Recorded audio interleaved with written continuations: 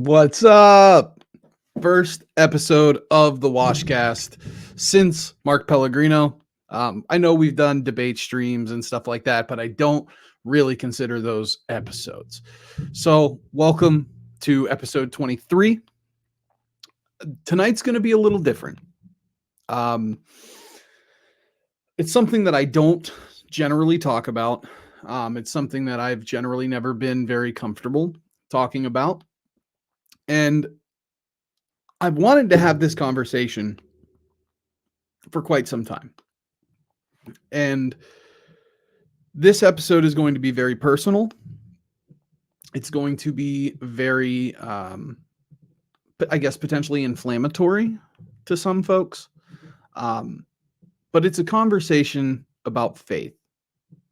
Over the years, I have lost mine, found it, lost it again, found it, lost it again. It's like looking for your vape constantly, right?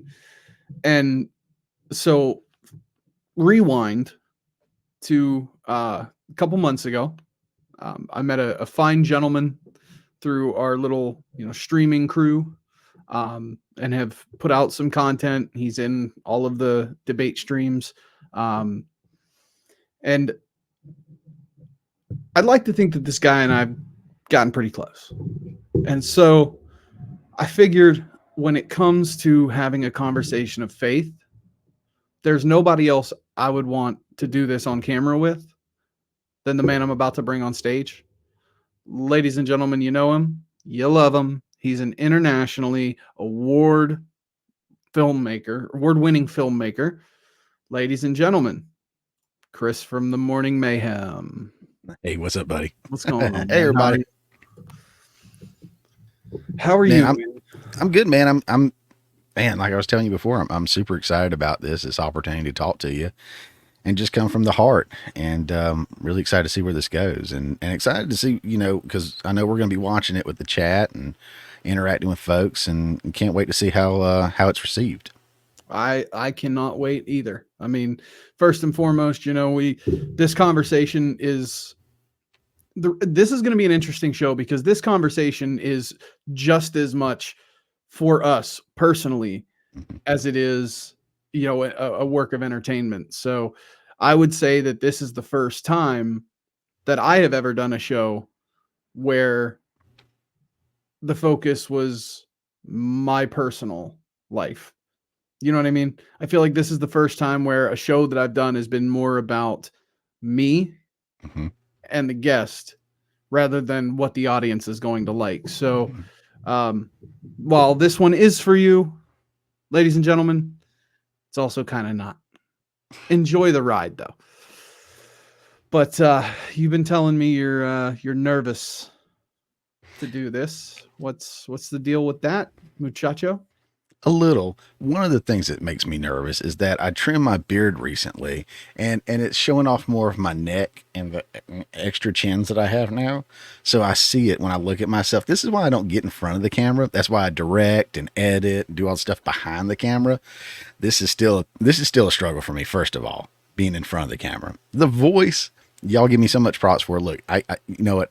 I don't have a problem with this so much. In fact, I have a problem with not talking sometimes, but as far as being on camera is not my thing. And it's just a personal conversation. But again, I think that God, he honors the bravery to step out and have this conversation in public. This is a deep conversation. The way you worded it was really good. I think it makes you very vulnerable. This conversation does. It opens you up to vulnerability. It opens me up to vulnerability. It opens all of us that hear it up to vulnerability, because we have to take an inward look at ourselves. And you and I are the ones on the camera, so we're going to be exposing more of ourselves as we talk, more than, you guys watching necessarily, but it does evoke an inward look to what do you believe? What don't you believe? What do you struggle with? Which I know we're going to get into all that. Yeah. And how willing are you to accept, what's being shared? And I am not, a pastor. I'm not, I didn't go to school for this. I'm just like you in the sense, Robert, that you shared with me that we think logically. And with this, it gets in the way sometimes. And we'll talk about that. But I think you and I do click a lot on kind of how we approach this particular topic. So my nerves are set at ease a little bit knowing that I'm coming into a friendly environment. Yeah. And that we're going to have a healthy conversation, and we're going to start as friends and we're going to end as friends.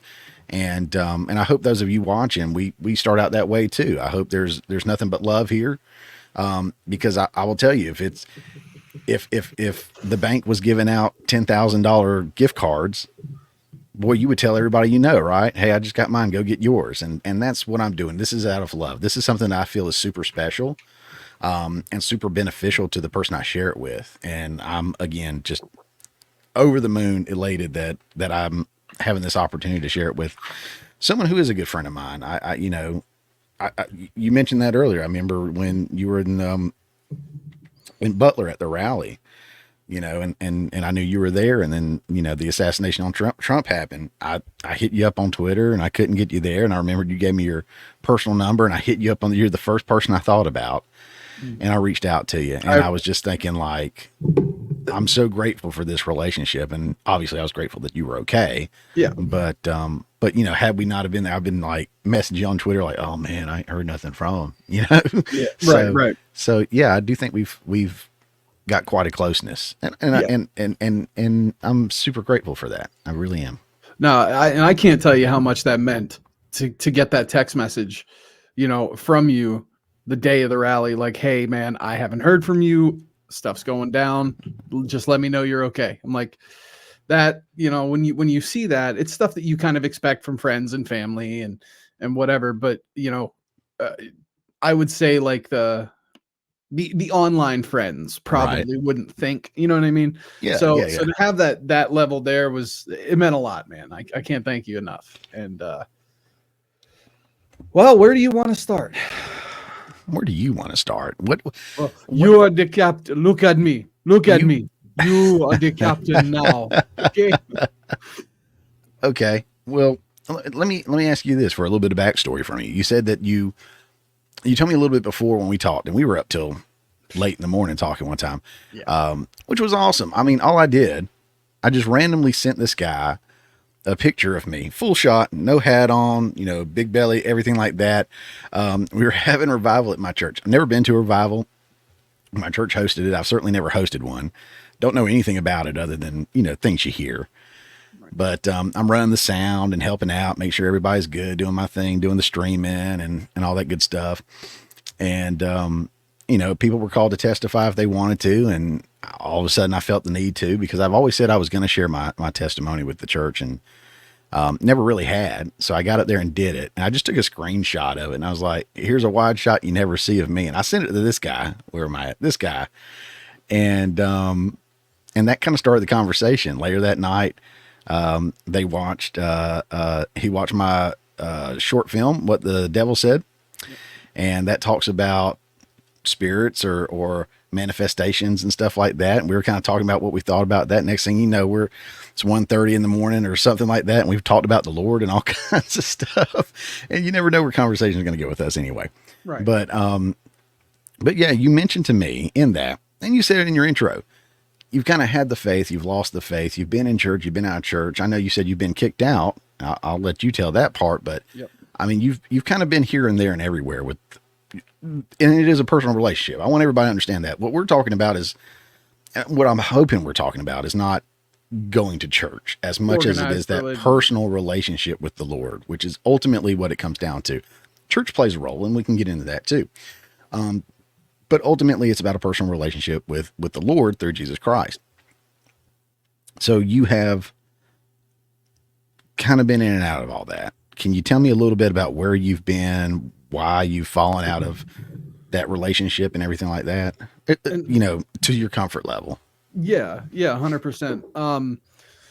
So my family was never really big on going to church. Like, you know, in my life when I was growing up. Sure. And there's a whole other backstory to that, but we were never big on going to church. And so the first time I'd ever been in a church, you know, for worship, was I stayed at a buddy of mine's house on a Saturday night, and his parents were devout. And early morning, um, Catholic church. Mm. So Hmm. you know how it goes. Um, so they're like, "Oh, why don't you just come with us?" And I went. I felt very awkward, very out of place. Everybody's singing hymns, and I'm just kind of like, okay, this is kind of this is kind of cool. It's like I'm a kid. I'm talking. I'm maybe like 9 years old, something like that. Okay. Okay. I'm with And you. I'm looking and I'm thinking, I'm like, hey, this is kind of cool. It's like a dance party, right? But I still wasn't quite understanding Sure. what was going on there. Um, and so as I got older, I just never, like I said, my parents weren't religious. I had gotten involved in a youth group, Cool. um, and things were great. I had a great group of people, and we were able to have really good conversations. Um, there wasn't really like there weren't really Bible studies or anything like that. I mean, this was a way to shed light through, I guess, unconventional methods. So like, going out and camping and just doing bonfires and talking and sharing stories, and like, they would talk about how God influenced their life, and like, and I learned a lot from that. Yeah. And so I kind of started to put into perspective what has God done in my life? I had to ask that question because I had never asked it before. And I look back and I think, well, my mom and dad were divorced before I was born. They, I guess, got back together for my sake, pretty much. Mm. And then it was a toxic hellhole from there. I mean, my dad had a horrible alcoholism problem, still does to this day. Mm. But, he wasn't always the best. He was abusive sometimes. And, when he was drunk, that's not the man he is. I can say that now. Um, but he was very much, um, not very present. Hang on one second. I'm going to pause the recording. Okay. So yeah, so he wasn't very present. He was always drinking. It was just, it was a little rough, right? And then eventually, um, my mom and I had enough, and we moved out. And my aunt, my grandmother, um, had already purchased another home for us. It was a trailer, um, and I lived there for the next 9 years of my life. And looking at it, from that perspective of, well, what has God done for me? Well, the argument could be made that God pulled my mom and I out of that situation, and through both my aunt and my grandmother. Now, these are both on my mom's side. Right. Through their financial assistance and everything else, because my mom she was going through a disability thing, filing for disability. She had degenerative disc disease and spinal stenosis. So, she knew she wasn't going to be able to work for much longer. Right. Right. Um, and so from working like minimum wage jobs into being on a fixed income, it was tough. Life was tough. On top of that, she got caught up in the opioid crisis. So, at home, a lot of the time, I was watching, my mom struggle with an opioid addiction, running out of pills, trading them with friends, like, just crazy stuff. And through all of that, she was finally able to get off of them and start an alternative program, and she's now off of that. So Good. like Good. looking at it like that, God could have done that for her, right? But in the meantime, while I was watching my mom go down that path, Hmm. um, we didn't have much money. My mom liked to do what she liked to do. She liked to have fun in her own ways. Okay. But so we didn't have a lot of money, but my aunt and my grandmother always made sure, um, always made sure that we were taken care of. Always. Now, Um, were you an only child? Just out of curiosity. no, so I have one sister. She's 10 years older than me. Oh, okay, And okay. she lived with my grandparents in Maryland. She was already in school. She was making her way through high school, and there was really no point to try to, do that. So we grew up separately. Okay. We were closer into adulthood. And now, unfortunately, with the political climate, her and I are not speaking at the moment. That breaks my heart to say that, but through all of this, you know, was that God using his servants to, and servants, you know what I mean, um, to intervene in life, right? And so those were the questions that I started asking myself in youth group. Mhm. And at that point, I want to say I was 13. So, going into those years, I was going to say that's a fun time. 13. yeah, Yeah. it's a fun time. And so I started to understand a little more about myself, um, Sure. and kind of that. Okay, I definitely have an attraction to men, Hmm. you know, and I confided in someone, and that person was the youth pastor.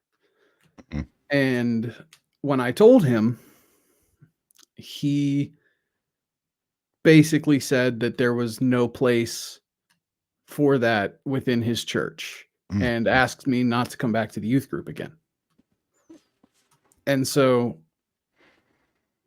I went home and dug into my little, I think it was a Dell computer at the time, and started looking up, why would that happen to me?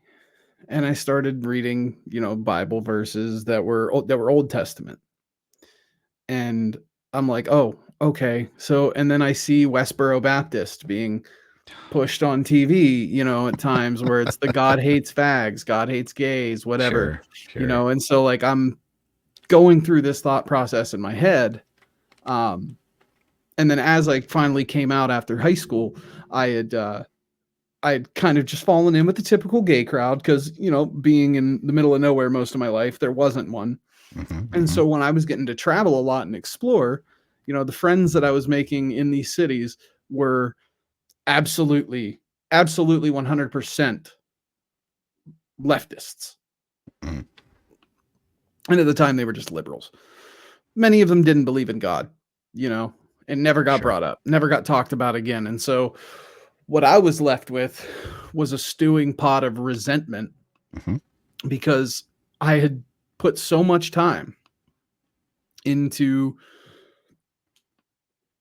like trying to work these questions out on my own, Hmm.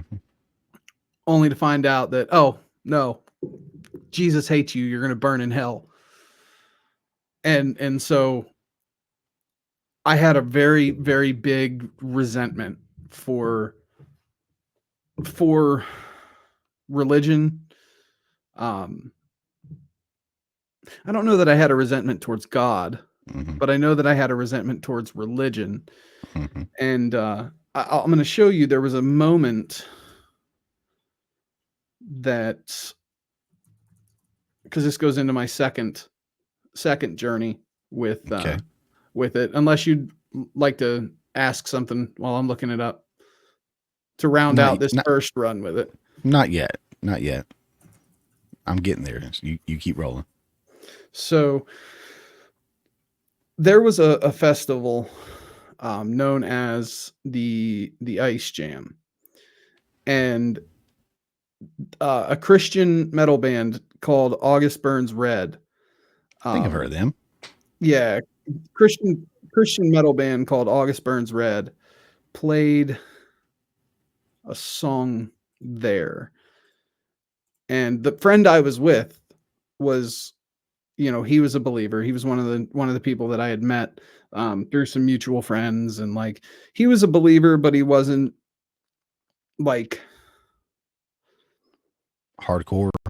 yeah, he wasn't the type that was gonna like jam it down your throat or whatever. Sure. He had his own faith. Mhm.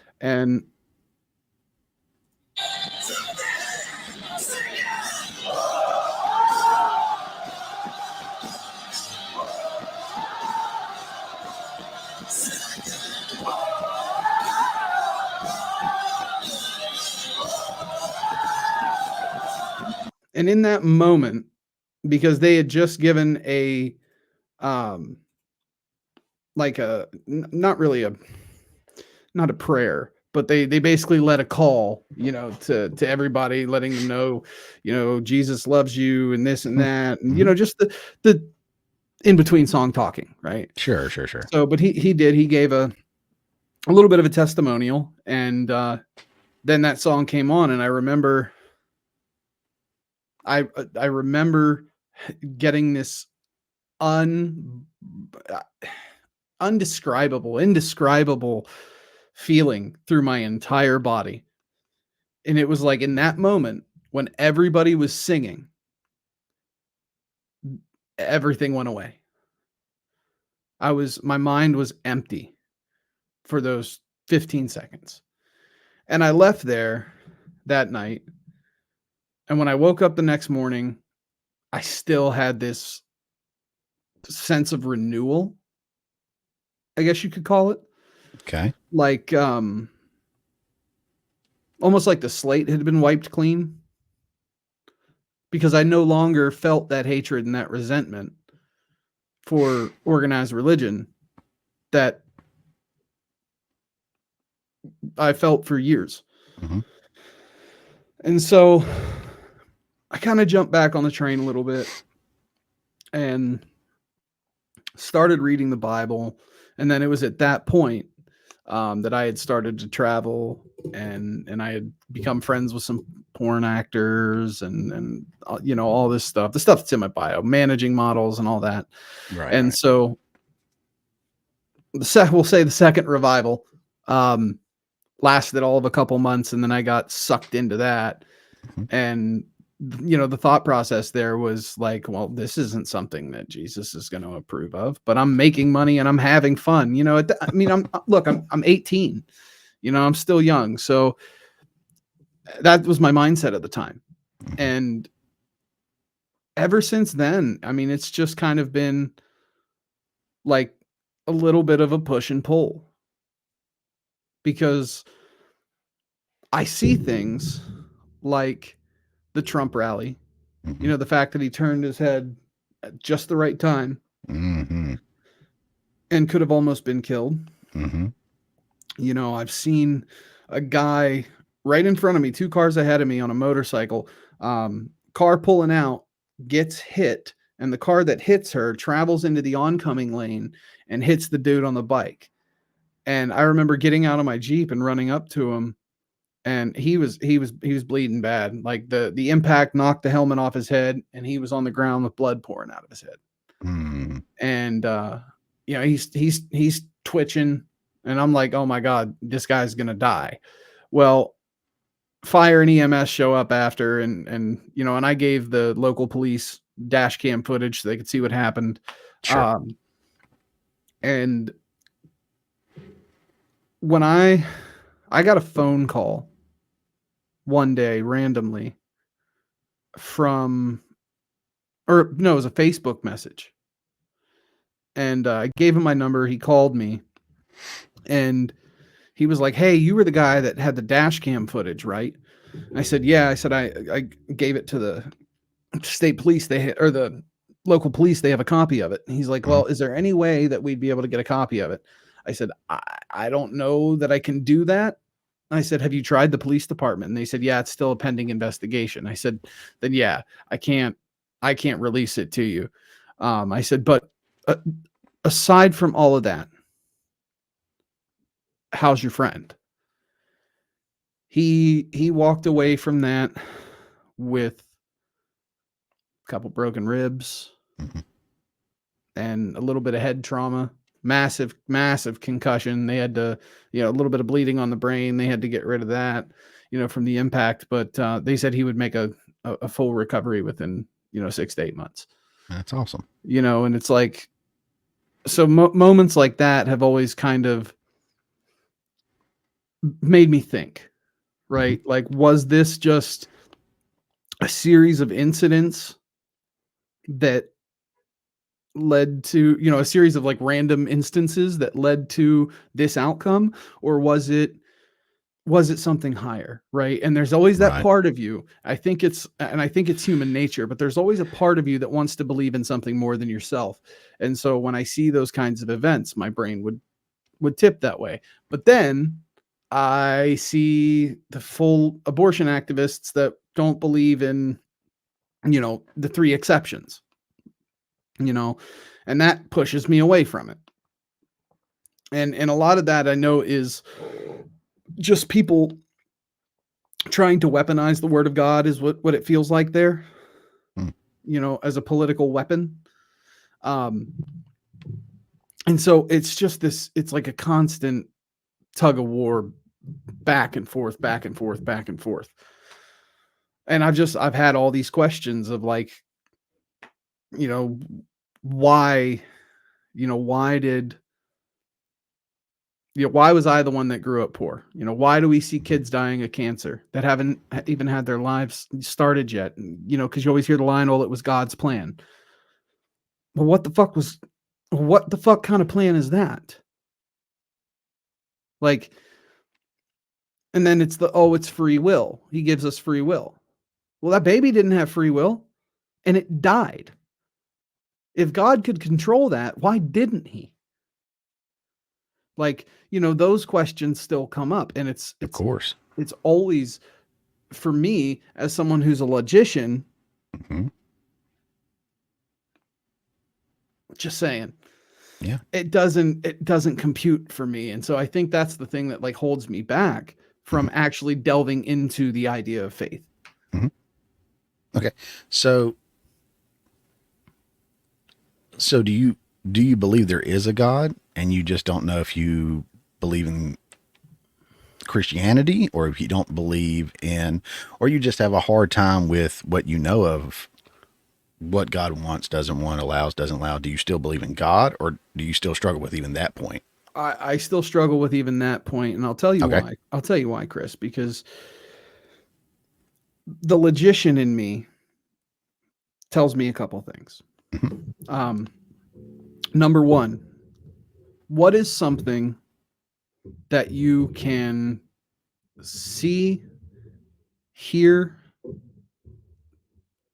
feel, Mm-hmm. and put quantitative value to? Energy, Mm-hmm. in some way, shape, or form, right? Okay. So I've always been a big believer in that. Okay. Kind of like the concept of karma, and you get Mm-hmm. what you give, and it's, for me, everything is energy. We are made up of energy, Sure.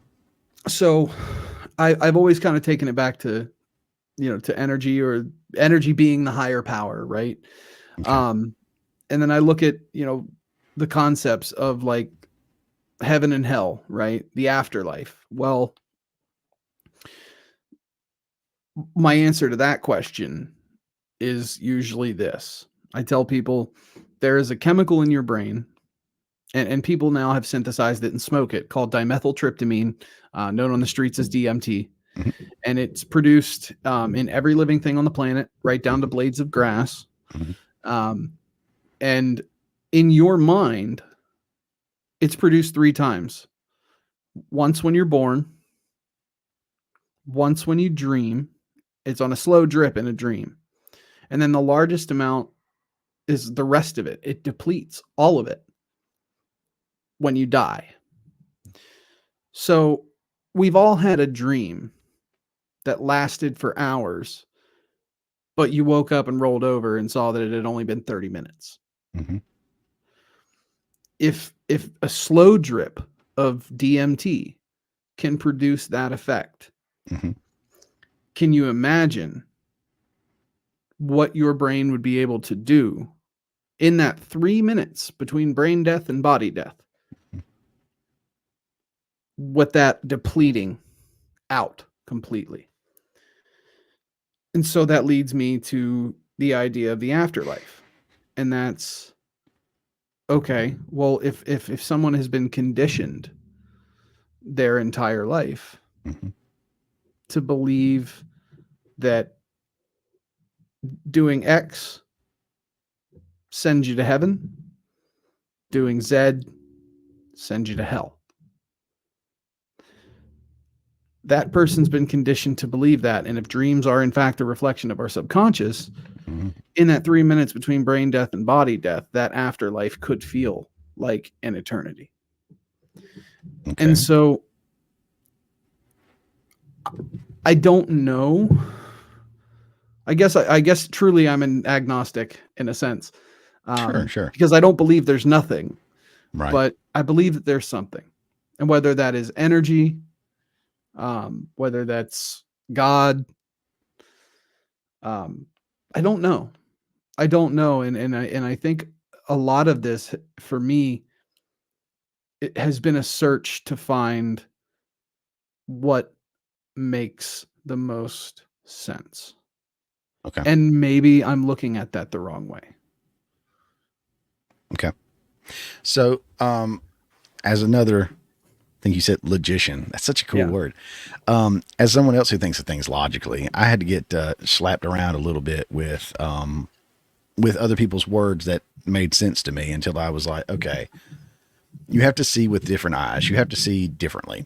In the movie that you watched of mine, it was reading out of Revelations, talking about science, and talking about, different dimensions and all this and that we believe that we can see and stuff like that. And I mean, to be able to see that stuff, you've kind of got to be open to it and everything like that, right? So there's so many different ways that we can basically say, look at things through a different set of eyes.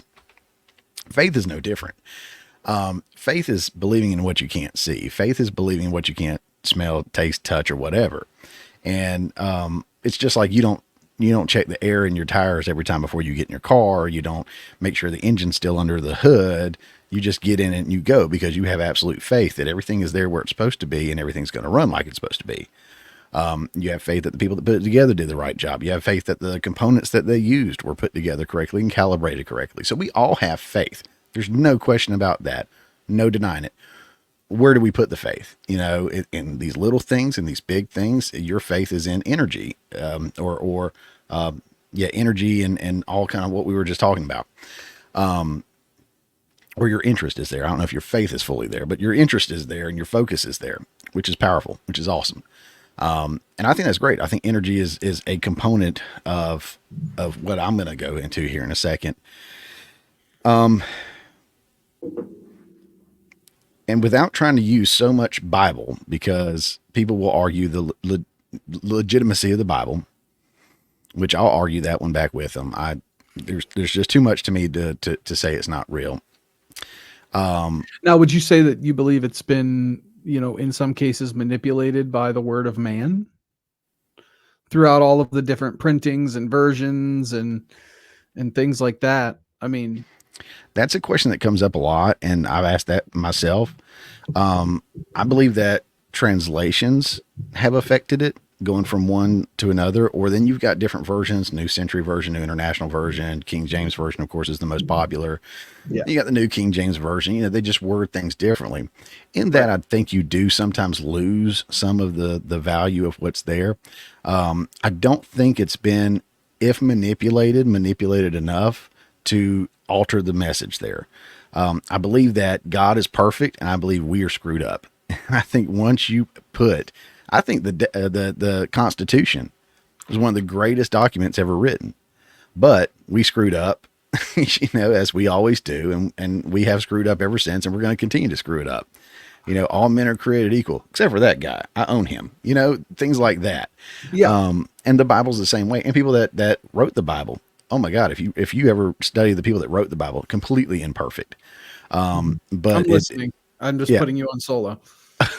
Okay. But the people that wrote the Bible, imperfect, the people that read, that people that transcribed it, the people that communicated it to their churches, their flocks, or whatever you want to call it. I mean, totally imperfect, because we are human beings. We're born imperfect. I heard a pastor say this one time online in one of these like shorts or something. I can't remember. He worded it in such a great way that I've never been able to let it go. And this is what stumped me as a logician. If we look at the Bible, it opens up with these, I don't know, 8 or 10 words. In the beginning, God created the heavens and the earth. If that is true, right? Let's say for a moment that's true. That in the beginning is time. God created the heavens, that's space, and earth, that's matter. Everything that you and I understand, know, can put a face to, can put a definition to, can explain, exist within space, time, and matter. So energy exists within space, time, and matter. You and I exist within space, time, and matter. I'm somewhere. I'm a large guy. So I'm matter. And I exist right now. I'm on Earth right now with you. You and I get to spend this time on Earth together. How awesome is that? Fantastic. If you remove one of those elements, time, then where's that space and matter exist? Where on the timeline does it exist? Same with removing the matter or removing the space part of it. So it says in the Bible, in the beginning, God created the heavens and the earth. So that means just like the computer that's in front of you right now, the creator is not inside that computer moving things around and jumbling stuff up and hitting the keys for you and making stuff come up on the screen, right? The creator is outside of his creation. Whoever created that is outside of the creation. So in a likewise manner, God is not here in this realm like we are. Now, is he here? Sure. In the same manner? No. Could he come here? Well, he did through Jesus Christ. He's revealed like his cloak and all this, it says in the Bible, which again is something I don't understand. This is where I'm, being open. There's a lot that I don't understand in the Bible. But again, that leans back on faith, that you don't have to understand if you have enough faith. With the logic part, I want to apply that reason to it like you do. Why does this happen? Why doesn't that happen? Why are these people successful? Why are these people unsuccessful? Why are you and I not at 1 million subs already, for crying out loud? And other people that just post other people's stuff is. I mean, there's all kinds of questions you have. Why is this baby suffering? And then that rich guy right there is just uber successful, doesn't do anything. The simple answer is, I don't know. I'm not God. If I knew everything, I'd be God. There is a lot of the free will that goes into that. And with free will, it's kind of like you and I both agree that the Second Amendment is a good thing. Yeah. Children die because of guns, though, right? Yeah. It happens. But we can, and criminals have guns. Criminals have guns, but we can still have our guns. Yeah. So it's not dictated directly on, okay, you can have it because you live in this area. You can have it because you live in that area. You have it because I think you're going to do good in life. It's the same way for free will. So when like bad people do things to good people, that's where that comes into play to me. If I get free will, they get free will. Right. And who's not to say that there's not a series of events that happen that God put into place that could have stopped that if we were obedient. Like you were saying with the motorcycle accident. I remember one guy came in, he was a pastor, and his, when I was working in retail, and he was paying with a check. The check wouldn't go through for some reason. Don't know why. We had to call, verify it, do all this and that, blah, blah, blah. And I said, I'm so sorry for the wait. There's nothing I can do. We have to get it processed through these guys. And he said something like, it's okay. I may have just missed an accident. And I was like, that's an interesting way of thinking about things. We never think about the little bitty series of events that happen to put us where we are in the timeline where we're at. Who knows how many wrecks you've avoided because you forgot your keys or you left your cell phone somewhere and you had to run back in and get it. It's really eye-opening when you start looking at things like that. Every little hurdle or struggle or instance like that kind of sort of becomes an opportunity, Right. or a moment of reflection. It's like, oh crap, I forgot my keys. Let me run in the house. Oh man, I got this bill that came up right when I got my bonus. Oh, well, so you mean you got a bonus right before this bill came up? It's a different perspective on it, right? Right.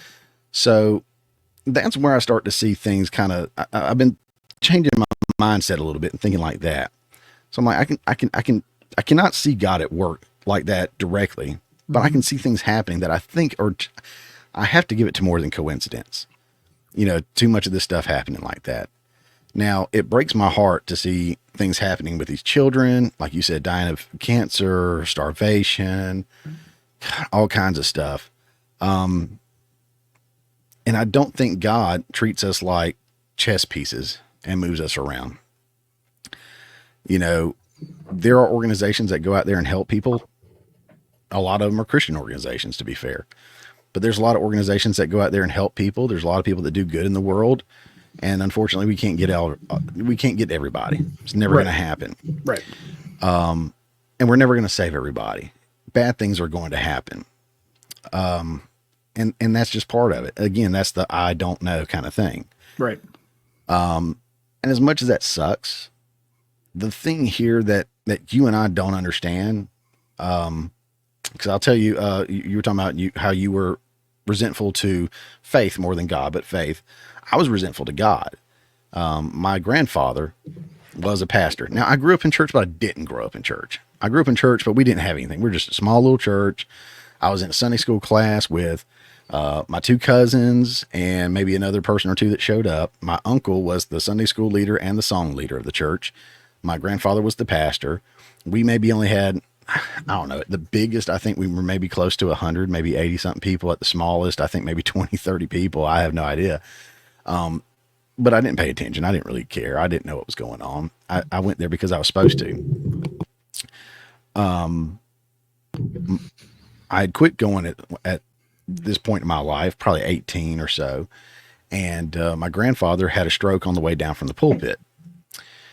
He goes into hospice and he starts recovering and getting a little bit better. I'll never forget walking in there one day and he greets me like a child learning to talk for the first time. My grandma was like, "Who is that? Who is that?" Just walked in. And my grandfather with a big grin on his face goes, Chris. And it both filled my heart with joy and broke my heart at the same time. And I was angry. I was. My grandfather had preached at multiple churches. He had taught the Bible and taught Christianity at a local church. He had been on radio shows and stuff like that. This man had devoted his life to the Lord. And to see him like that upset me. And then hospice, through their neglect, I can openly say that, let him wither away and die. To the point they didn't change out IV bags and do stuff they were supposed to do, that he basically dehydrated to death, grit his teeth to the gums, all kinds of stuff. Trying to hydrate, trying to create moisture. And it breaks my heart. To this day, I'm holding it back right now. And I was so mad that God could let someone who served him so faithfully for so long, he could let him go out like that. And every now and then, if I think about it, it still breaks my heart. But then I'm looking at it. I have to tell myself, I'm looking at it from a selfish perspective. When I think about it, I'm like, dang, would I rather be here with Kamala Harris running for president, or would I rather be in heaven with the Lord in peace? And knowing that man, if there's ever been a man in my life that deserved to be at the right hand of God, it was him. And so then I was grateful that he took him, because otherwise his life may not have been the same if he, did get better and got out of hospice. And he was the sole provider. I mean, they were retired, but he was still, getting an income from preaching a little bit. Yeah, I mean, that was rough. And I resented God for that. And I was mad at God, and I turned away from God. But again, it changed my perspective. Now that I look back on it, I was like, you know what? He called him home. And I'm kind of jealous in that. I think about how screwed up everything is. And like, I wouldn't have a problem getting called home tonight when I go to sleep. The only thing I hate is leaving my girls behind. Yep. Perspective in my life changed. But yeah, I can relate to you by being angry. Yeah. And being logical does play a role because it took me a long time to come back.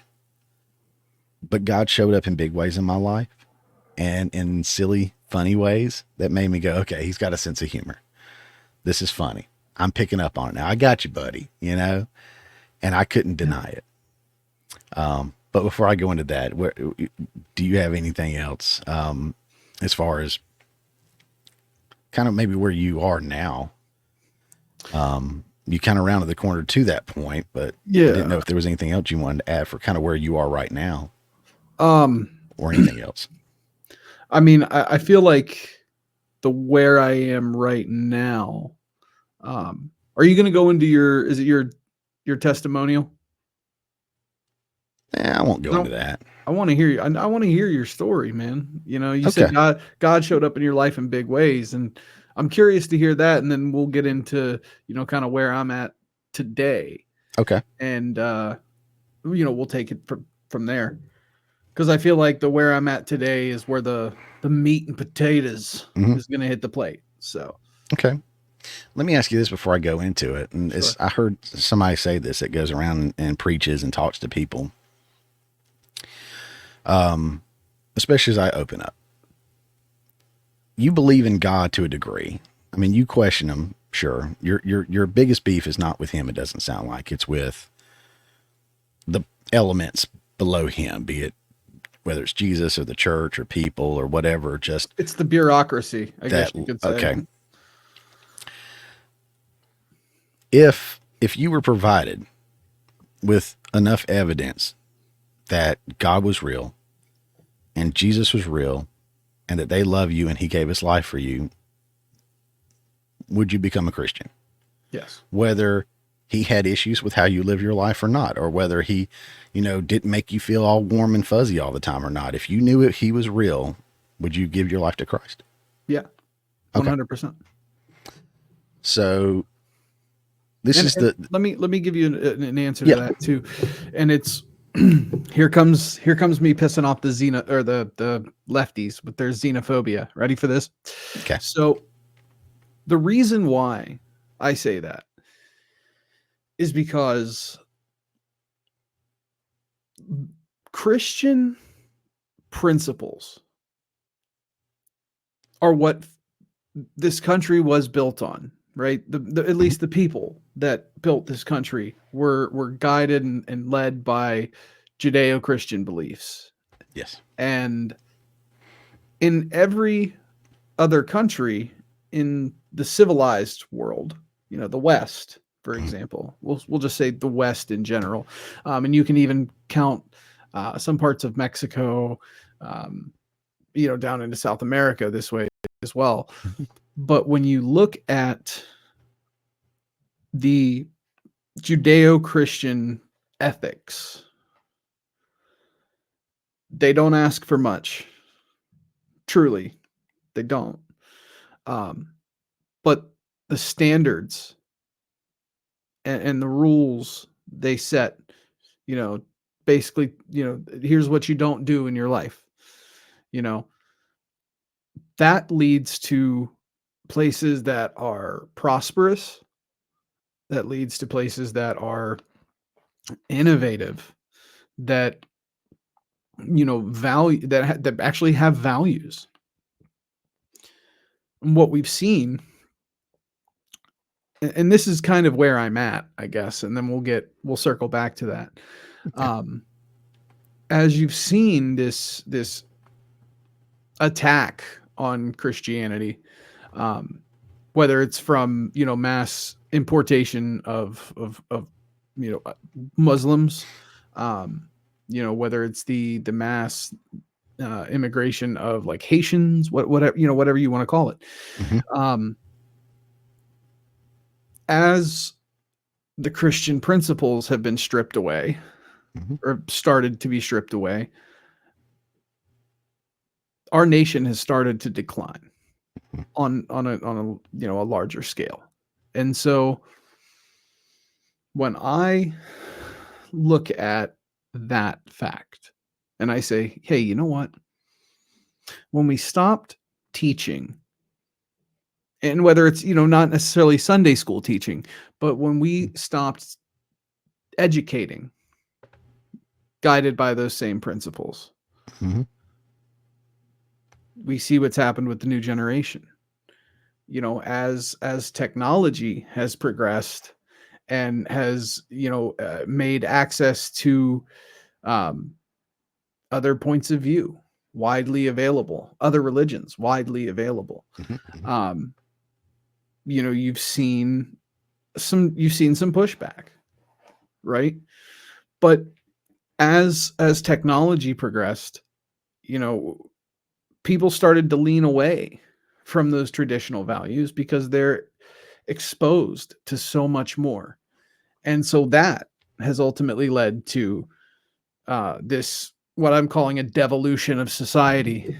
Okay. Look at the internet with porn. Mm-hmm. We have an entire generation that is just sex obsessed Mm-hmm.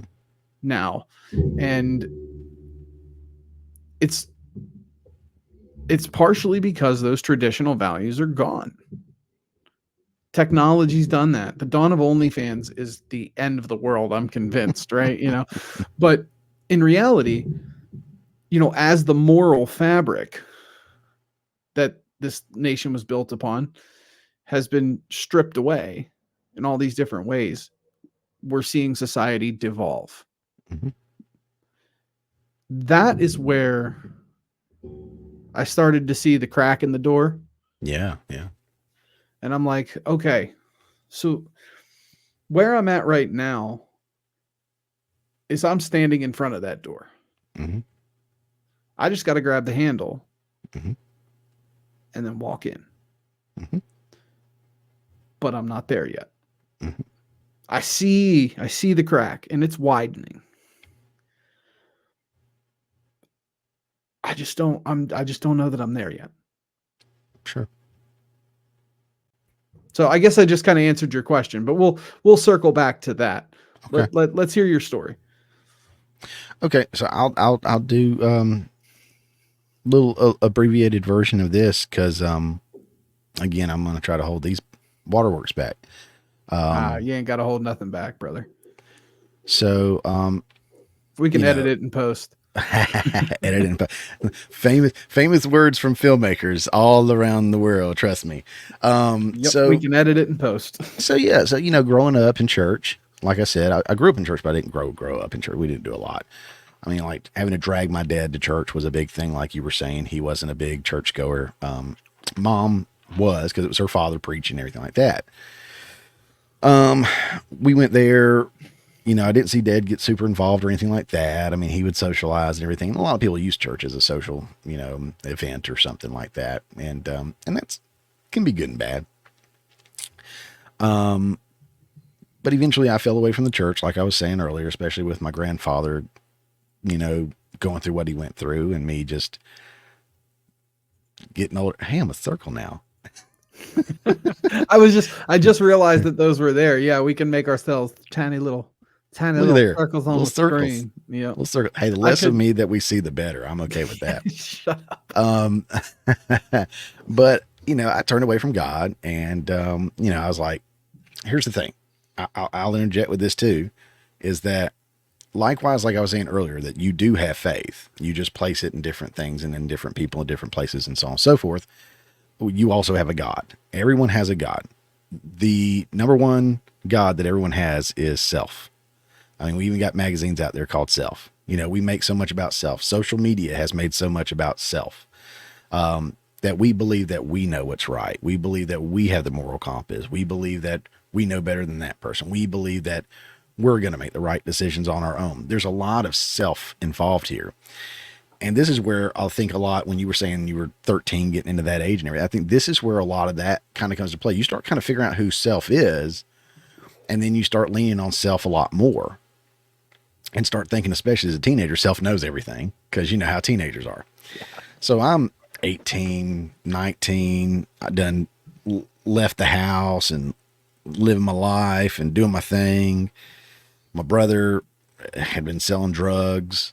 And then I got a call that my mom got breast cancer. And so mom got breast cancer, and of course everybody rallied around her. She started losing her hair, and dad shaved her head. And before everybody was doing it on the internet, I give my dad a lot of credit. He turned around and he shaved his head in solidarity with my mom. And that was a big thing for me. And so it showed me a change in my father. Not only that, but since mom had cancer, I started coming around more. My brother changed his life and started coming around more. We would get together on Sunday mornings for lunch. I had been seeking out a church, and I'll get to that, but I started going to church. I'll get to that part in a little bit. But all this kind of happened. The family that was kind of drifting apart got closer together. The bad habits started going away, and we started rallying around mom. Well, wouldn't you know it, mom got better, and we stayed close. Dad, who we drugged to church, is now, gave his life over to Christ, was baptized, and a deacon at the church. And he's up there cutting the grass for him, doing all kinds of stuff. This is a complete 180 from what my dad was. Now, it doesn't sound like he was necessarily as bad off as how your dad was. Now, his dad, I think, was that way. But he wasn't that far gone. But to make the change was big for me. And I saw that in this guy that I'm supposed to be able to look up to. And I kind of couldn't before. And now I felt like I kind of could. And I'll never forget, this is just not part of my testimony, but something I'll never forget. I was in my 30s, so don't say nothing, youngin'. I was in my 30s, and me and my dad went fishing. We were in a little canoe on a little inlet, not big enough for a big boat or anything like that. We're just paddling. We were having no luck at all. And him talking to me, now I'm 30. I think I'm 30, or maybe in my 30. I think I was right at 30. A decade ago. Yeah, shut up. And hey, I'll be there in February, brother. I'll be in my 30s. So yeah, that's right. You're coming up on that. Mm-hmm. And he said, he basically told me, he said, look, son, I want to apologize. I didn't know how to be a father. And that sat with me. Yeah. I'm still learning how to be a father. His father was there kind of too. He was an alcoholic. I remember going over there to the house when I was little, and he would have Kroger paper sacks all over his little room out there, the den or whatever, and they would be full of empty beer cans. And there's no such thing as an empty beer can, because they always have a little bit of residue down there in the bottom, right? A little bit of leftover backwash, whatever. So he's got dozens, if not hundreds of these cans in these, and it just stank of beer. To this day, I can't drink beer. I can't stand the taste of beer at all. And I think it has to do with that. So I know where my dad came from. When he said that, it broke me, and it made me understand more, like, you don't automatically get these superhero, powers and everything when you become a father. You have to still learn. You're still growing. And that meant a lot to me, and it's something I hadn't realized, but I'm seeing it now with my child, especially if you didn't have a great example, right? And so again, I'm seeing this change in my father. Mom gets better. We're all still close. I'm like, okay, so God may have had allowed my mom to go through this terrible situation to bring this family together, to bring this man to Christ, and just too much good came from it. And that's where I do see a lot of times when sometimes, not all the time for sure, like we were talking about earlier, but there are times, sometimes negative things can impact people positively on a larger scale. I may mention a story I heard earlier, after I get done with my little testimony here. Yeah, please. But basically, I started going like, okay, him pulling that together was interesting. That's interesting. Okay. And then I got married for the first time in September of 2008. Been with this girl for 5 years. Our marriage lasted 7 months. Wow. She decided, that she didn't want to be married anymore, which was the nice way of saying she wanted to be with all these other people, apparently, that she was with while we were dating and married that I didn't know about, both male and female. And yes. Well, and just remember, you can't turn a hoe into a housewife. That's what they say. So, so we got married in September. We were staying in the basement of her aunt's house. It was almost like a little apartment. It flooded randomly. It flooded. So we got flooded out. We got an apartment. So it was like February, the basement flooded. March, we signed an 18-month lease on the apartment. April, she decided she didn't want to be married no more and moved out. So now I'm on one income on an 18-month lease of an apartment. May, this is 2009, the big economic crash thanks to Obama. And I almost lose my job, but I actually end up taking a 30% pay cut because my boss stuck up for me. And she told the regional manager, I'm not going to fire Chris. Just not going to happen. So she gave me a different position, which was about a 30% pay cut. So single income, 18-month lease on an apartment that I just signed. Not only did I lose her income, which wasn't a ton, but it was something. But now I have 30% less of my own. And it's at this time, I'm just like, I'm not sweating it super bad. Because I'm starting to kind of come to see the way God's working. Now I'm kind of in the dumps and I'm depressed and I'm hurt because of everything that happened. And I'm looking at him. I'm like, okay, why are you allowing this to happen to me? I'm making that turn and I'm coming to you, kind of like what you're saying. Mm-hmm. I'm rounding fourth, so to speak, and NASCAR racing terms. I'm rounding fourth and I'm coming on the front stretch there and I'm coming home. Like why now? Why now is this happening? So I don't know why. Still don't know why. But I tell you, while that was happening, I was prayerful, and I said, I need to find a church. And within 7 days, so within a week, a pastor of a church just happened to be buying a suit for me at the department store. He said, "Hey, buddy, do you have a home church?" I said, "No, I'm actually looking for one." He goes, "Well, we do one," and it happened to be right down the street from my apartment. I'm like, okay, so he invited me to a church when I'm looking for a church. It's right down the road from my apartment, so it couldn't be any more convenient. And if you know me, I'm all about convenience. Like when I joined a gym, if I had to go far off or something like that, I'm not going to go because it's inconvenient. So it has to be pretty close. I'm going to make an excuse if it's not convenient. Exactly. Yeah, yep, I'm that way too. So it's right down the road. He gave me his card and his number. I hit him up. I'm like, what do I need to wear? I don't know. I'm nervous. I haven't been in a church in a while, kind of like what we were talking about before, how it's kind of awkward in a church. We go to this church. I go to this church. I meet some cool people. Kind of vaguely. I'm still kind of standoffish, got a little social anxiety kind of thing. Like I don't like a lot of people around me. It's a small church. I meet these people in this church. I thought his preaching was fantastic. I'm still there. 14 years later or something like that, 15 years later, I'm at the same church still. Like I fell in love with that church and those people and what we were doing. And I was like, wow, okay. So God moved and he put me in church. Now my 18-month lease on my apartment was coming up and it was ending. And then I got my job back. I was in an 18-month lease on the apartment and I lost my job. Remember that 30% cut for 18 months. So I'm like, all right.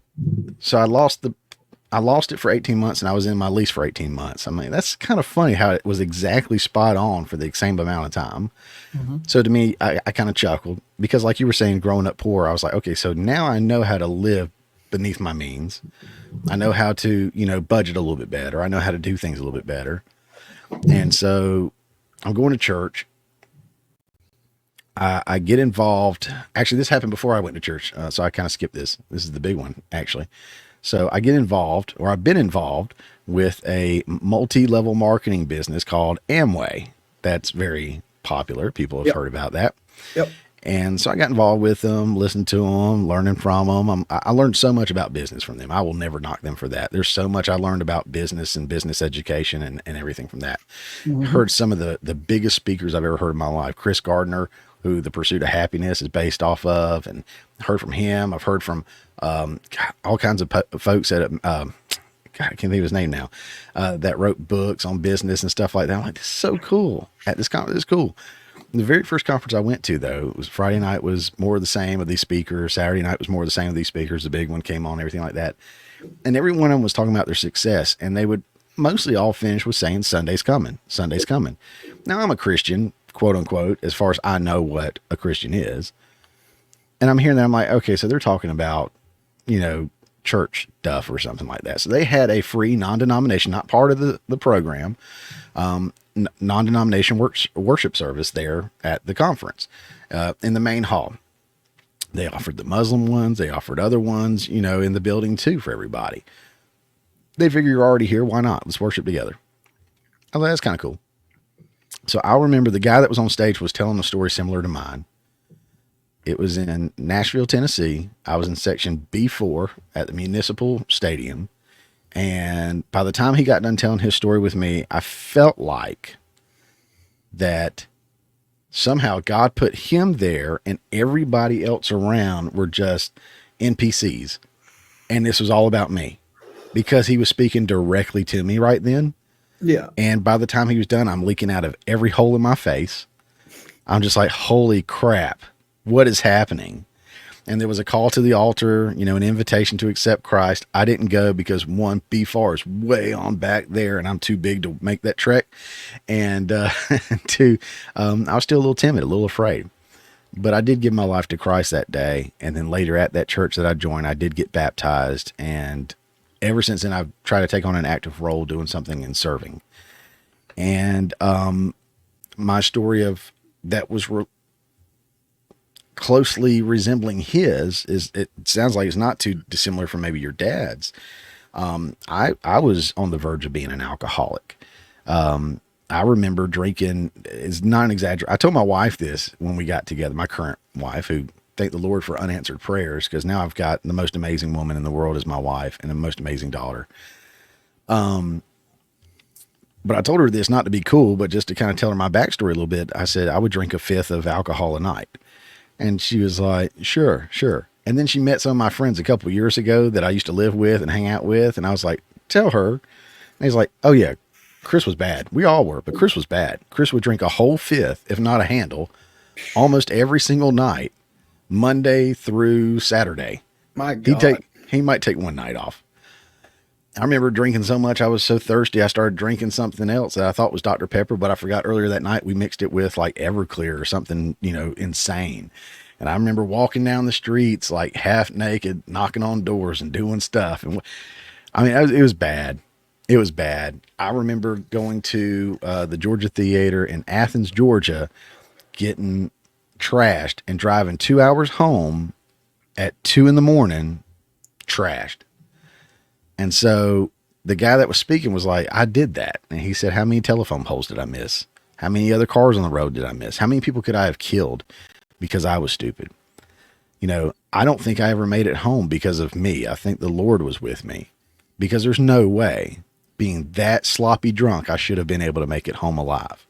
Mm-hmm. And it made me reflect on my life and everything. And, when I got pushed in the front door by my buddies at my mom and dad's house and they ran off, and my mom saw me crawl on my hands and knees to my bedroom because I was so drunk and I couldn't stand and walk. She told me it broke her heart, but my dad couldn't even come out and look because it would destroy him because of his father. Yeah. So that, among other things, made me not want to drink anymore. Right. And ultimately that man's story touched me. I now can control having a drink. I now can control, and this is the big one, I can control who I'm around, who my peers are. That was something I learned big time. I mentioned it to either you or Sean, iron sharpens iron, just being there for each other, making each other stronger, building each other up. Yeah. I don't want to hang out with losers. I don't want to hang out with people that bring me down. Life's too short. When you think about all that, but yeah, it was kind of the series of events of things just making too much sense to me to be coincidence that led me to God and saying, okay, if X plus 2Y equals W, then equals God. Like it just fit in the equation. It answered everything. And yeah, I've never looked back since then. And my life has been changed, and I still struggle. And you were talking about another friend of yours that's a Christian, a sweet friend that I've been on her show, Jessie, wonderful girl. Jesse Lynn. Yep. She and I, let's say we're both Christians. She's at a different place in her walk than I am with mine. It's a journey, just like me learning how to be a father. It's how do you completely die of your old ways and give up the fleshly desires to focus on God and make that your main focus? Because like you were saying earlier, like, man, there's so much stuff that makes you rich and get you big houses and you have fun here and everything like that. And when you don't believe in heaven or hell and judgment like that, this is it. This is your heaven or hell. It depends on what you do, right? Right. But when you think about and you accept that there's a heaven or hell, you start thinking about that more and like, all right, I'm only here for like 90 years or something like that. I'm going to live on for eternity somewhere.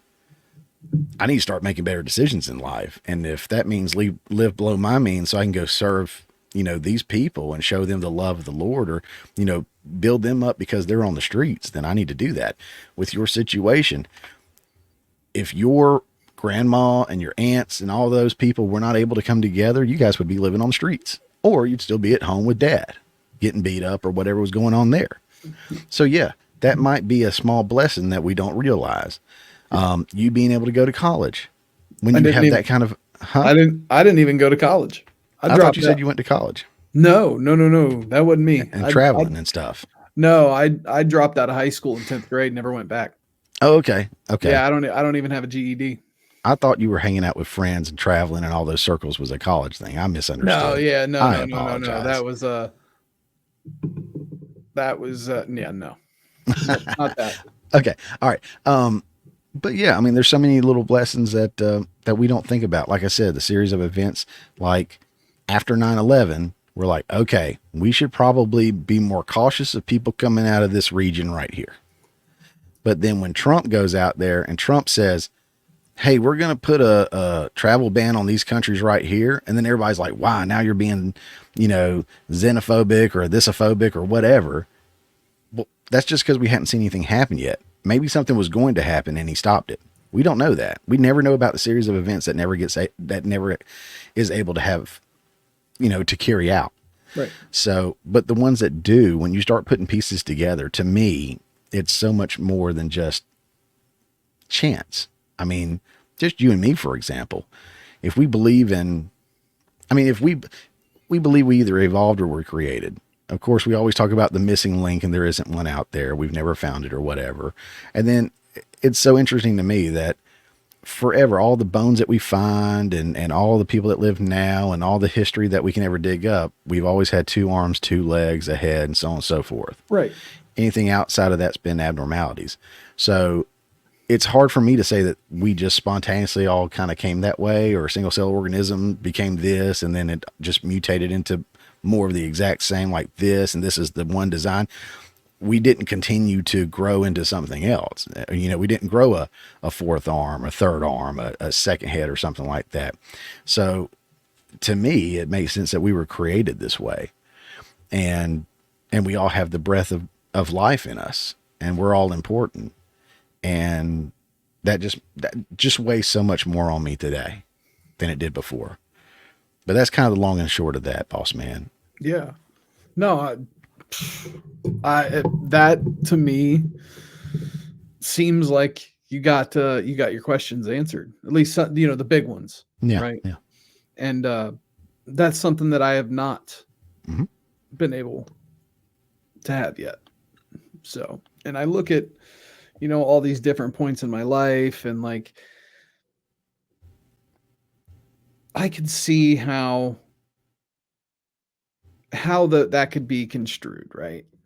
Um, I've always had the problem coming to grips with this idea that, and again, some of it comes back to the being gay thing, where it's like, yeah, according to some, what I should be doing with my life is just abstaining from any sort of sexual or romantic partnership. I should deprive myself of that very basic human need to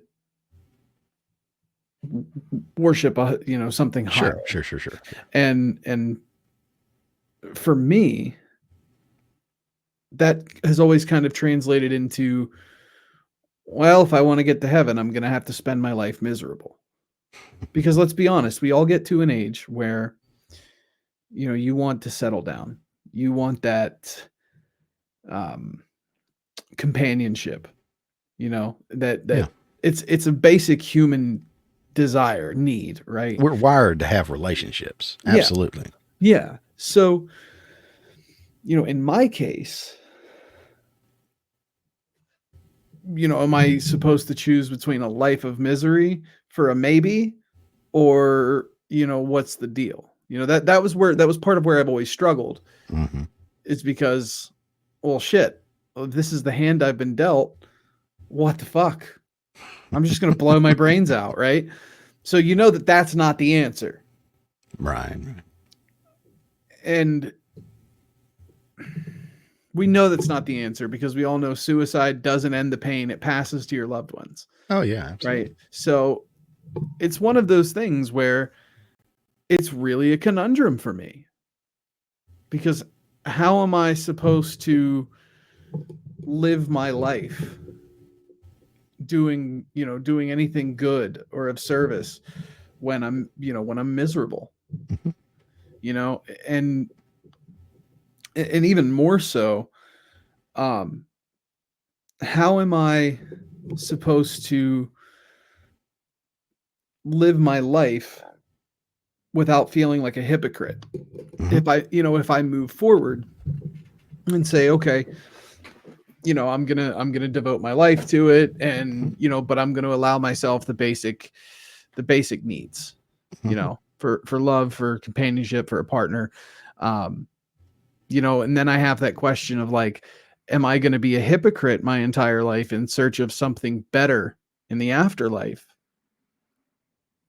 And then I get there and there's nothing there. Mm-hmm. You know what I mean? Like, it's, I understand the concern. Yes. yeah. So it's just, it's little disconnects Mm-hmm. there, that there's little disconnects there that make me, they keep me detached enough Mm-hmm. that I've never just full forward. And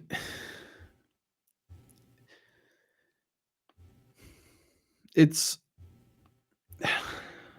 hard to put into words, because for me, that want is there, that desire is there. Mm-hmm. But again, that human side of me Right. is still there. Yeah. And I don't want to spend my life miserable in search of something higher, Yeah. But yeah, I mean, that disconnect is what's so big for me. And I Really don't know how more to so that part of it, right? that's one of them. Okay.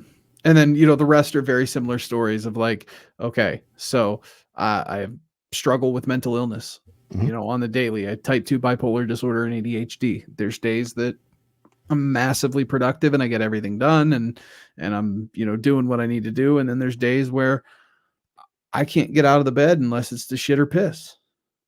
Like, I have those days. And why?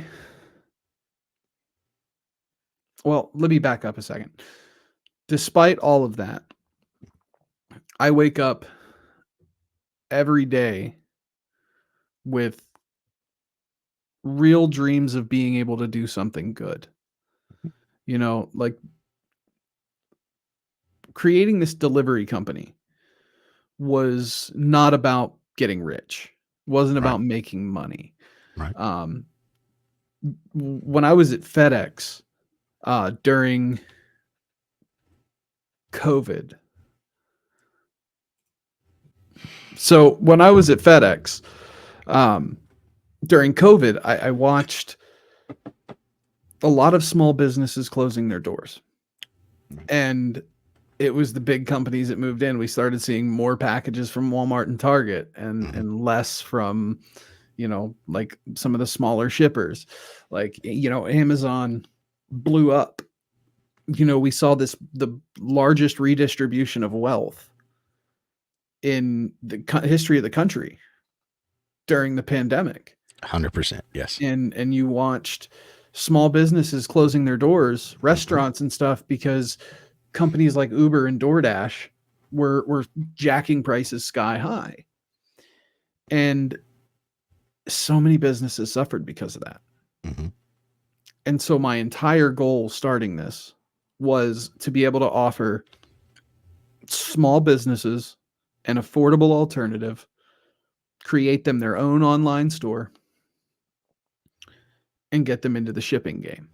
Being able to do local delivery, stuff like Uber Eats and DoorDash, but get them a fixed price so they can set their budget, give them Right. 3 options on how they want to pay, whether it's subscriptions, prepaid credits, or just regular billing, and really give them the power to take their money and their power back.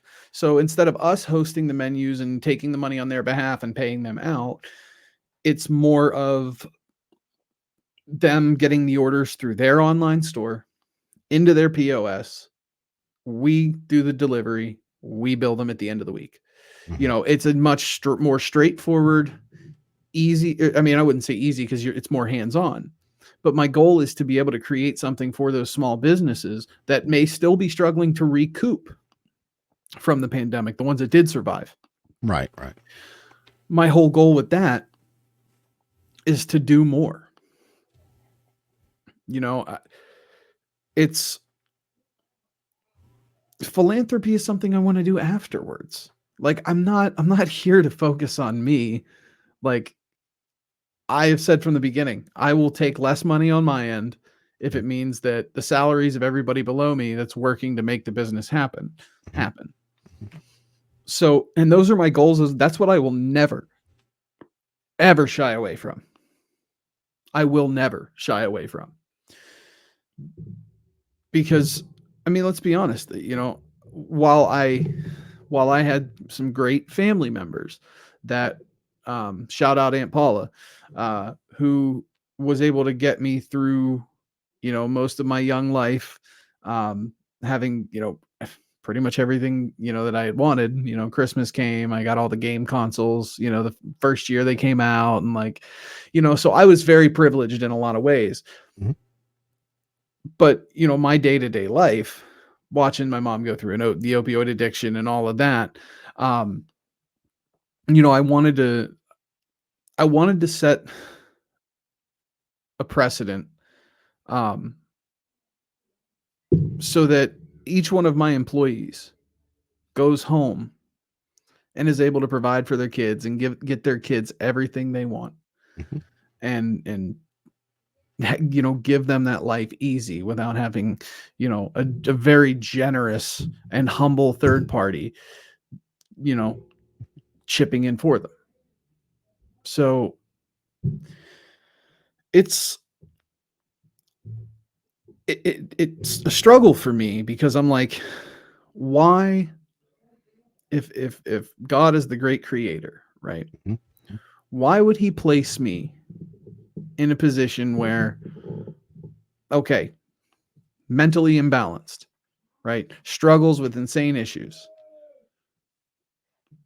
Now, he's, I've always had that. I've always had those grandiose dreams. Why would he put somebody that has the potential to do a lot of good in a body with a brain that struggles to do most things in general, right? Why? Doesn't that just kind of seem like a double slap in the face? Like, you know what I mean? Like, So that's another one of those disconnects where it's like, I definitely feel called to do more and to do my part to make the world a better place. Mm-hmm. But I feel like I've been hit with limitations that are greatly affecting my, like, if that was the plan for me, why am I the way I am, man? You know, Oh like man. it's those disconnects. And those are the two big ones. I mean, most of it is like, why would God be letting communists take over the world? And just the crazy ones, right? But that all comes back to free will. But those two segments there are my separating questions. Okay. So first of all, we're all empowered to do stuff, right? To the free will thing, we're in a position to stop communists from taking over. Yeah. Some people want to sit down and not vote. That is the free will part of it, but we are all empowered to do that. We live in a nation. We were blessed to live in a nation that we do have all these rights and freedoms recognized. Again, and I'll point out, especially to anybody watching, none of these rights come from the government. That's the way Democrats believe. They believe rights come from the government. The founders were very, very clear that these are inalienable rights that come from our creator, and that it's the government's job to protect those rights and to uphold those rights. So when they threaten to change stuff, understand they're not changing what they granted us. They're changing what God gave us, or creator, for those of you that don't want to slap a name on it. I hear you. But they're inalienable rights, whether it comes from nature or God or however you want to look at it. To me, it's God. When you look at the Bible, there's a lot of, obvious stuff, like you were saying, how we were founded on the, Christian values there. Now, I will tell you kind of funny, and I can't name all of them, and I can't remember the little saying or little quote. God doesn't equip, God doesn't call the equipped, he equips the called, or something like that. Moses had a stutter, and God made him speak to thousands of people. And Moses was like, how am I going to do that? I stutter. Nobody can understand what I say. God called on him, and then God took the stutter away. He empowered him. He was able to get through that and actually speak and reach so many people. I mean, we're talking about Moses, the Bible, tens of thousands of millions of people he impacted because he was obedient to God, even though he stuttered. You look at Saul in the Bible, and I could get Christian folks that are watching. Look, I may get some of this a little off, but I'm close. So don't get me too hard here. So you had Saul in the Bible that I think it was Saul, and then he changed his name to Paul, but he literally murdered Christians. He was prideful about murdering Christians. That was what he enjoyed doing. He's like Inglourious Bastards when they're going out and killing the Nazis. It's like, it's a good day to kill some Nazis, right? I mean, he enjoyed doing that. That was his thing. And then he had his moment with God, and he changed his ways. It became one of the biggest advocates for Christianity ever. He changed his name. He said, I'm a new person, a new creation completely. And he became one of the biggest spokespeople, I guess you could say, for the Lord. God called him. So because you are struggling with what you're struggling with is only a limitation to you in your head. Like, these are limitations. God can still use you. I mean, again, we were talking earlier about relationships, right? Mm-hmm. We know that this is all about a personal relationship with Jesus Christ. But you had bad relationships in the church with your youth leader. Yeah. You and I have a great relationship. Mm-hmm. You and Sean, I'm probably going to mention him a few times. I mean, that dude's got ADHD. He's raising 4 autistic kids. He struggles with mental health. You struggle with mental health. Guess what? You guys can relate on a level that I probably can't relate to you guys. Right. We want these relationships, which is going to get me to your other, little piece there. But we do crave relationships. We look for relationships. We try to find relatable people in our lives. And when they come in our lives, we value them very much. So because you were living the life that you lived, because your father was the way he was, because your mother struggled with what she did and overcame, because you had aunts and a grandmother that did what they did, because you're struggling with your mental health the way you are, because you, despite all that, picked yourself up by your bootstraps without a GED, started your own business, and now you're starting another business off of that. And then you're a very successful podcaster. Just saying, subscribe, follow, share, all that good stuff. I wouldn't say very successful, but I no, the people you have talk people to that are faithfully watch. yeah, you're reaching people, and I'm grateful for the people that I reach. I definitely don't get on here and preach on a regular basis, but Right. to have an opportunity through our relationship to share this with you, just, oh my dude, it melts my heart that you wanted to have this conversation. Had we not had this relationship, we wouldn't be here right now doing this. Right. So life is full of relationships. God wants a personal relationship with you. I don't know if you remember what I'm sure you can picture it.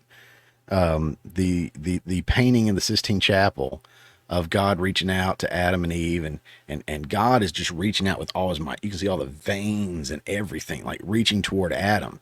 And Adam's just like, it's such a powerful image because God wants a relationship with us so bad, but God and sin cannot coexist. Right. And he knows that. And that's why he came as flesh on earth as Jesus Christ, lived a sinless life, and he paid our debt. You and me could be great. And this is why good deeds doesn't do it. Okay. Because we talked about that before too. Right. You and me can be good every day of our life. And then we go have one day where we just, I don't know, go rob a bank, shoot and kill somebody, just a random day where we just go off the walls. If we go in front of the judge and say, look, but I'm a good person. I don't do this normally. This is just a one-time thing. We're still going to go to jail for it, right? We're still going to get charged and go to jail for it. But if we had somebody that paid that bail and stood up for us and dropped the charges for us, that's what Jesus did. Jesus stood in that place and said, I'll take the charges. He gets to go free. And that's awesome. Because of that, I don't believe that God makes mistakes. You, with what you're going through, again, I think there's a purpose for that. I think you have an incredible story. I've loved getting to know you. I really have. And getting to know you tonight more just intimately, I think is amazing. And that you've been so open to talk about things, I think is awesome. Yeah. A lot of people won't do that, because it does, like you said, makes them super vulnerable. So the conversation then turns to homosexuality. Yeah. Right. The Bible and God say that we shouldn't do a lot of things that I might want to do, but I don't get to have the say in it. I got to listen to what he says. And even though I struggle, I can still turn to God and still have that struggle. I can still look and say, is it wrong to have a drink? Well, the Bible says that, God turned water into wine. There's plenty of places in the Bible where it talked about drink your wine and, do this and that.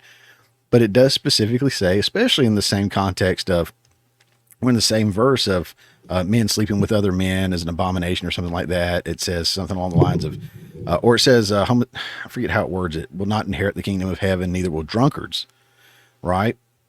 I think one way to look at a lot of that is when the Bible tells us not to do some stuff,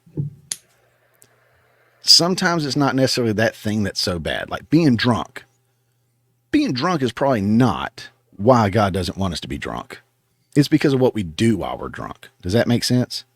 Yeah. It's kind of like there's nothing wrong with a kid putting their hand on the eye on the stove, unless it's on. But we train them from a young age. Don't put your hand on the eye. Don't stick something in the outlet. We teach them at a young age, don't do this, don't do this. And we're not limiting them. We're not limiting their life. We're protecting them. We're telling them the things that we're pretty sure they're going to try.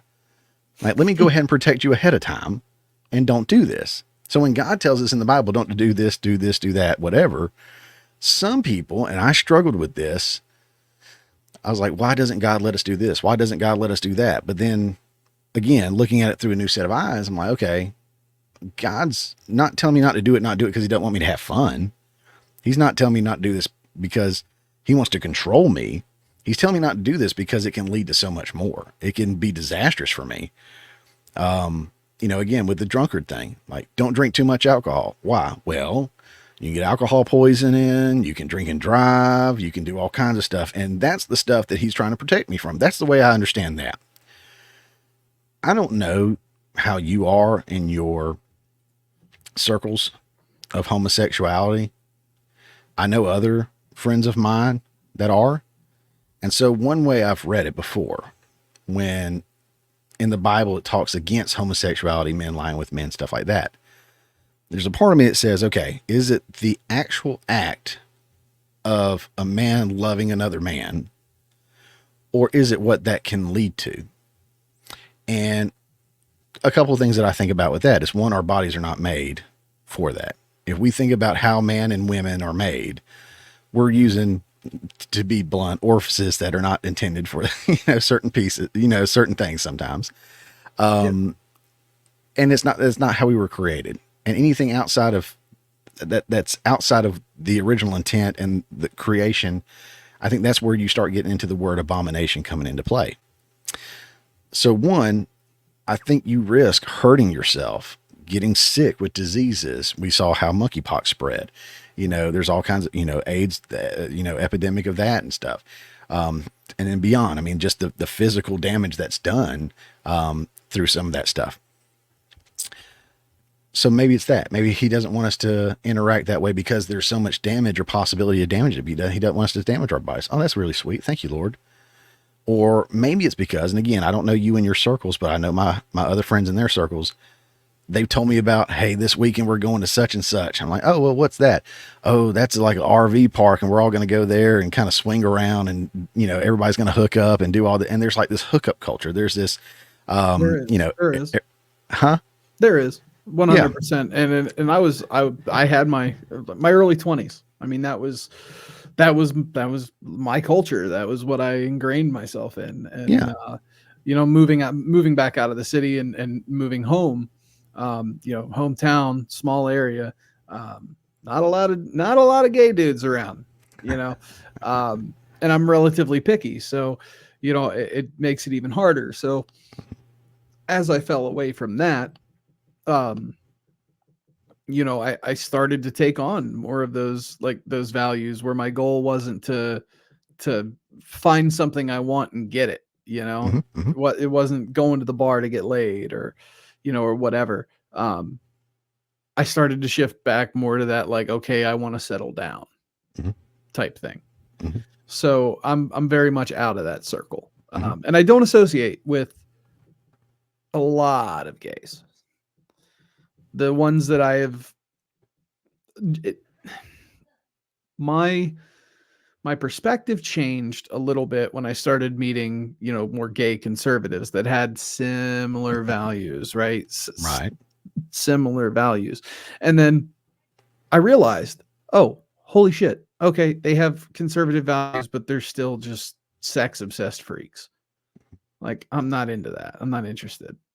So yeah, I'm definitely out of that circle. But that exists. It absolutely exists. Yeah. So maybe absolutely. God knowing that, I mean, we look at Sodom and Gomorrah, and that's what Sodom and Gomorrah was a town of just promiscuosity, I guess is the right word, promiscuity, all about, and God's like, okay, here's the thing, guys, let me get everybody together. Y'all come here. I created man, I created woman. I want them to marry, unite, then they can have their fun, and not before that. Right? That's the original design. Anything outside of that premarital sex is not what was designed. Gay interactions and sex and stuff is not what was designed.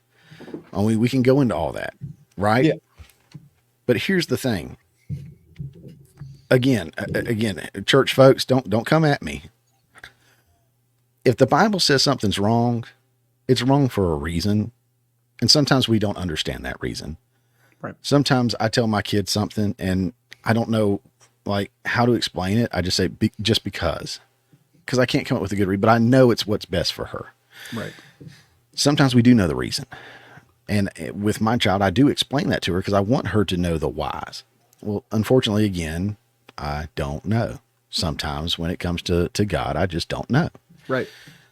Now, I don't believe that someone who is gay can't come to the Lord. Here's what I believe. I believe that God is perfect. God sent his son, Jesus Christ, to earth, which is God in the flesh. It's part of the Trinity. That's a whole nother conversation there. Mm-hmm. He lived a sinless life and he paid our debt that we owe. You deserve to go to hell because you are imperfect. You are full of sin and you are unclean. You don't get to go to heaven. Sorry, buddy. Boom. Me, same thing. Mm-hmm. Every one of us. Yep. But Jesus Christ paid that bill for us to where all we have to do, literally, it's like that painting. God, he's reaching out saying, here is the gift of salvation. Won't you just freaking take it, man? And some of us are like, eh. And that's how I feel a lot of us are, because we want to hold on to, I'm going to say sin, but the things that are dangerous to him, things that he tells us to stay away from. Again, I was talking to, I think it was my pastor the other day about this. Christians are really bad at this, dude. Okay. Christians are really bad about how close can I get to sinning before it's actually sin? Right. You know, can I look at porno a little bit if I'm not addicted? You know, and I just look at it a little bit, you know, hey, can I go flirt with this woman over here as long as I don't actually do something? Because then it's not really right. It's not. We see how close we can get to the edge of the Grand Canyon before we fall over. Right. When you change, and you do when you become a Christian, you die of your old self. You're born anew. It says you're born a new creation. Instead of seeing how close you can get to sin, your eyes are fixed on him and you are running away from sin. You are running to him. And if you're running to him, you are by default running away from sin.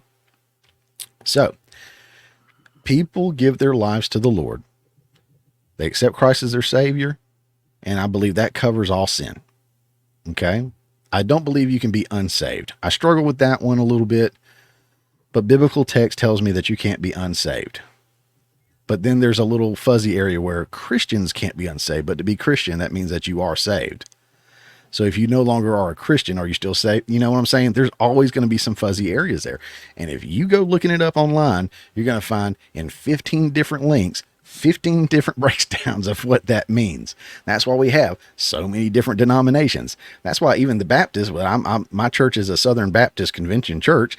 You got Southern Baptist Convention, then you got just regular Baptists, and you got even within the, I mean, there, a lot of it is just how you run the church, but a lot of that is interpretation of the Bible and how it's implemented as well. And a lot of churches are accepting homosexuality as acceptable to God. Now, again, is it or is it not? We can go on and we can read the Bible in multiple places where it says, don't do it. And then we can go and read the original text in which it was written in and see what the actual meanings of the words used. There was one place I remember somebody was saying, and again, this is a source. I don't know how accurate it is because I can't read, you know, Latin or whatever, but they were saying in the original text of a certain verse, when they were talking about, first of all, homosexuality wasn't a word when it was written. They had other words that were used to mean different things. They believe meant a man shall not lay with another man as he lays with woman. Yeah, so that's pretty clear right there. But some people say in context, that means outside of the bed, outside of the wedding, outside of the marriage. That's what it means. Some people say that means all the time.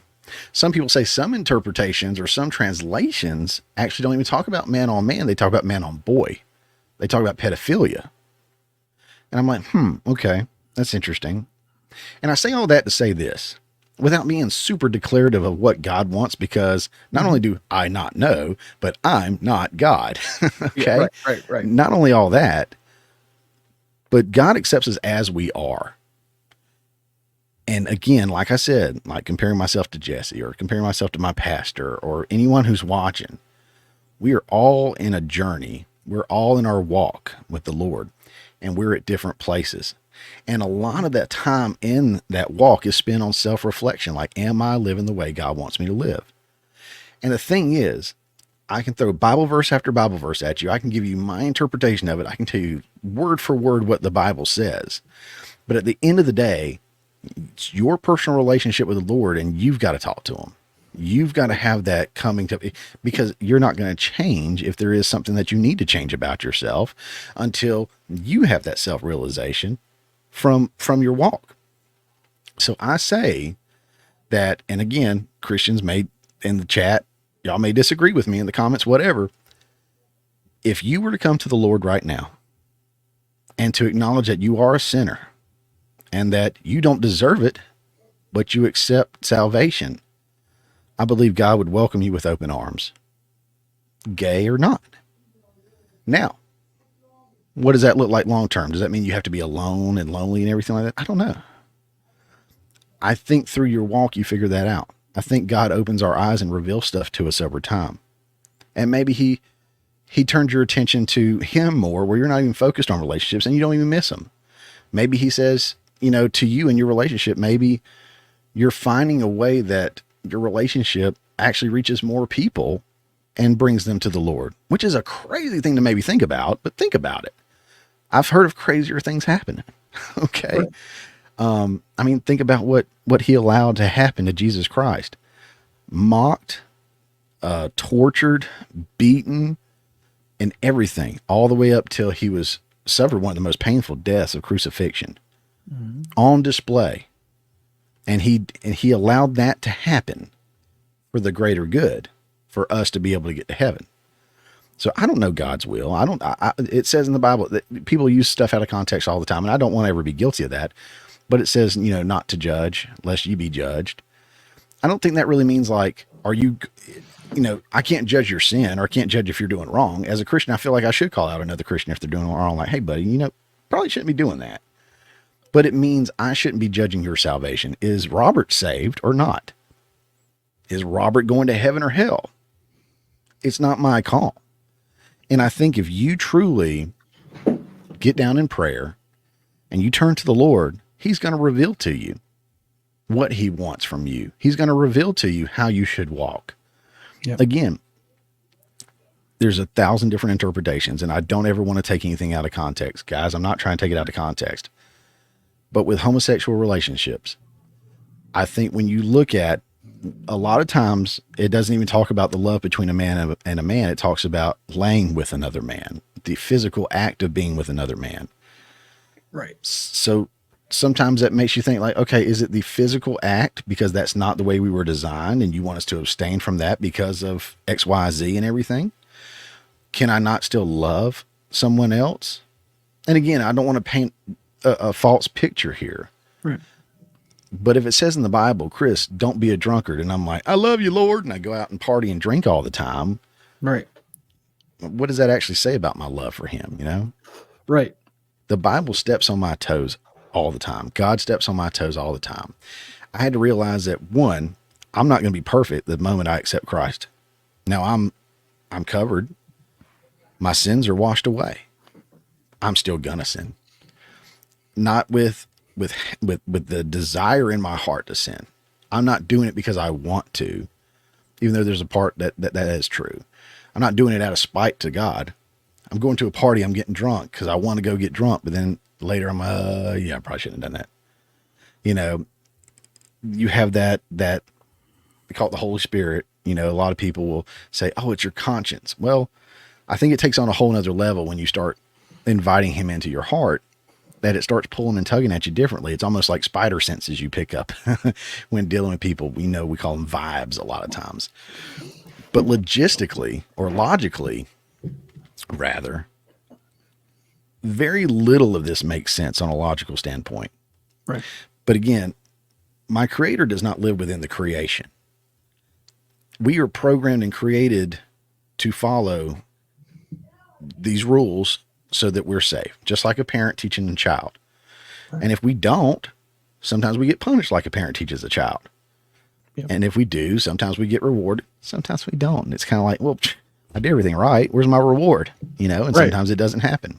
Right. But that goes back to, and the Bible really is a tough read, but it is a great read, because you hear about the, oh my God, we just been talking about it. The prodigal son, how one son said, hey dad, I want all of my inheritance right now. And I'm going to get off this farm and I'm going to go do my thing. He left the farm, spent all his inheritance, dead broke. And he came back on the farm to just say, maybe I can work for my dad. Maybe he'll give me a job. His other son is out there in the field working. The father dropped what he was doing. And he ran to his son that showed up, and he hugged him, and he fed him the finest feast and everything. And the other son says, "You never gave me that." He said, "You were never lost. I always had you. I always knew you were going down the right path. My son who was lost has come home." And that's the way I think God feels about us sometimes, whether we see immediate rewards or not. Our rewards are not supposed to be here on earth. If we get rewards here on earth, man, that's fantastic. That's great. The more I'm blessed financially, the more I can bless other people financially. I can go out and do stuff. I talked before about Samaritan's Purse, which is a Christian organization. They were one of the first set of feet on the ground when these hurricanes passed through, going out and helping these people when FEMA and everybody else was dragging their feet. Yeah. But my riches come in glory through heaven when I get there. And the proudest day of my life was not when I accepted Christ and was baptized, but when my daughter did. When she accepted Christ, I'm like, okay, her salvation is set. She's going to be in heaven. I would give up literally anything and everything to make sure her soul is where it needs to be, that she is saved. And she made that decision 100% on her own. There were no other youth being baptized or anything. We didn't even push it. She just felt it on her heart, and we talked about it, and she felt like that's what it was. We prayed. She was baptized. In fact, my pastor's back was hurting that day so bad he felt like he couldn't give her the dunk. So he says, "Dad, do you want to do it?" So I got to baptize my little girl. And that's the greatest day of my life, hands down. Wow. And I want to see that happen for other people, because there's nothing more fulfilling to God than when he sees that prodigal son come home. And we all started as part of God, so to speak, right? God created us. And when we die, we go back into God, but we can't if we are blemished and full of sin. And that's what the gift of salvation through Jesus is. And that's why I say again, God will use you as you are, and he will take you as you are. But you have to have a desire to seek out him in what you do. Right. And sometimes things suck. I think about all kinds of people that have to give up things they want, or fleshly desires. Like I can go, like you with your past, and you can go make a lot of money with the adult industry. Well, that's probably not something's glorifying God. You probably don't want to go down that path. Right. So some things are more obvious than others. And some things are things that you will not get an answer to for a very, very long time. And you will sit in what may be sin for a very, very long time. But when you're covered with the blood of Jesus Christ because of that gift of salvation that you've received, God knows you're trying. God knows you're working on it. And God doesn't see your sin because he sees that debt that's already been paid. That's kind of the long and short of that, if that makes sense. Yeah. Sounds like I've been looking for answers in all the wrong places. Maybe. Could that be it? Could that be why I don't have my answers? I mean, looking for the answers, and that's God. Yeah. If you're looking for it, like, why isn't this? Why isn't it that? Let me go look over here. Let me go see what he's doing. Yeah, no. There's one place where the answers are, and it's not always clear. Right. And again, I can't explain to you what it's like to have a child. But I love you. Mm-hmm. I love my father and my mother. I love my wife. There's not a single, and I love everybody differently, right? There's different levels of love. Yeah. When I had my daughter, there was an entirely whole new, like a video game, a whole new level unlocked of love that I didn't even know existed. Like, what is this feeling? This is like the deepest, most emotional love I've ever felt over something in my entire life. I can't even put words around it. Like, this is incredible. And if God loves us that much or more, which I would say more, like, I don't want to let him down. And I want to do what Matthew 28:19 says. I don't know a lot of scripture verses by heart, but Matthew 28:19 is called the Great Commission. You're supposed to go out and tell people of Jesus Christ and about the salvation, because there's nothing that makes them happier than, of course, the prodigal son coming home. But boy, you get 100 or 1,000 or 10,000 prodigal sons coming home. Boy, I tell you what, that lights him up. And so I'm excited about you continuing your journey and your questions never stop. My questions don't ever stop. Right. It says in the Bible. So if Jesus is God in the flesh, and he's in the garden the night that he's taken to go be mocked and beaten and everything before he's crucified, his final prayer was, God, is there any other way that this can pass from me? Jesus questioned God. So if Jesus can question God, I certainly can. You certainly can. Right. Now be ready for the answer. It may not come the way you want it to. Right. But to me, that means we can question God. And I think I do it every day. I question God and I seek him out. Sometimes I get my answer. Sometimes I don't. Wow. Wow. Yeah, I'm really glad we had this conversation because some of what you've said has resonated with me. And believe it or not, it obviously didn't answer the questions, Sure. but it gave me a new perspective and a new way to look at those questions, if that makes sense. Okay. Right. Right. Dude, it's hard to say, but I'm kind of speechless because this kind of conversation I've never really had with anybody. Mhm. You know, it wasn't something that, I ever wanted to talk about with somebody. Mostly because those people are either the hardcore ride or die type, Right. or they were the hypocrite, So, getting to have this conversation with somebody that's, let's put it this way, is more human than godly and knows it, Mhm. um, has been refreshing, Good. very refreshing. So Good. now I have a lot to sit and stew on. Thank you. Yeah. Yeah, it's got my gears turning, honestly. But Good. I mean, I guess my next question to you would be, from where I'm at right now, Mhm. um, where do I go from here? What do I do from here? What would be Oh the man. best way for me to, you know, take a step forward in that journey?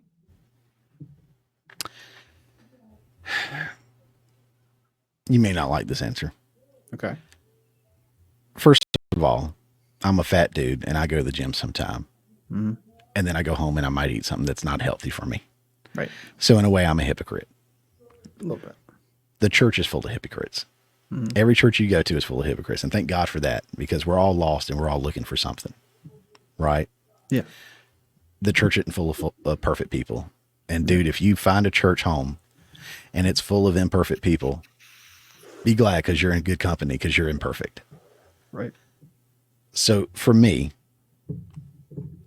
if you're not ready to make that decision now to give your life to Christ, which would be the biggest thing, obviously, if that's not your next move, if that's not the move you're ready to make yet, I do say keep doing some research. Obviously reading the Bible is the biggest thing I would say look towards, because again, when you start veering off of that, then you kind of get into questionable territory. I've run into that myself. But as you read the Bible, remember this too. You are reading it with unclean eyes, so to speak. It's going to be stories. It's going to be metaphors. It's going to be stuff that you will absolutely understand. But when you do make the decision to accept Christ and you are born anew, it's like the scales are removed from your eyes. And every one of those stories, every one of those lessons takes on a whole new meaning. So that's why they call it the living word. It means something different every time you read it. So I would say reading the Bible is the number one thing that you can do. If you can find a church home that does, I always say it does three things. Preaches the actual word of God. It doesn't preach like you see these, and I'm sorry to shout you out, guys, but Joel Osteen and these mega church folks that just preach these feel good messages. If you feel good every single Sunday when you leave, that ain't the word, buddy. It ain't. God steps on our toes. Okay. The word pushes us. The word challenges us. Okay. You got to find a church that preaches the word. And how do you know that? Because you're also in the word. That's really the only way you know, right? So finding a church home that actually preaches the word that you feel comfortable in. And that's a big thing that I struggle with other people that agree or disagree with that. if you were so focused on the other 600 people in there, then maybe go find a small church. Or if it's not small enough, if it's too small that everybody knows who you are and you don't want that, go find a big church where you can kind of blend in. You know what I mean? Right. If you can find a church that kind of plays music where you can get more into it and stuff like that, that's cool. Now, don't let that be the reason you go, but let that be one of the reasons that you feel comfortable there. The reason should be the worship and fellowship with the Lord. And the third thing is that the Bible, the actual Bible, not someone's like religious interpretation, the actual Bible says that when you are baptized, it is a full submersion. It's not a sprinkle. It's not a laying on. It is a full submersion. So if the church doesn't believe in that, I have issues there too. And I got friends that go to churches that do the sprinkle or whatever. I think Catholics are one of them, but in the Bible, it specifically says a full submersion. Okay. If I'm going to be washed of my sins, I want every nook and cranny, baby. Yeah. Wash me. You know what I'm saying? Yeah. And that's what the Bible calls for. So those are really the three things I would say look for in a church. Well, maybe when I take that step. When you take that step, but the first thing is when I take that step, maybe the baptism step. Oh, maybe I'll just take a little trip to Georgia. Who knows? Hey, you come on down. Hey, I will baptize you myself. Hey, we'll go down to the Oatmulgee River and I will dunk you myself. That works. And but yeah, the very, very first thing I think is get in that Bible and read it, and find a version that's easy to read.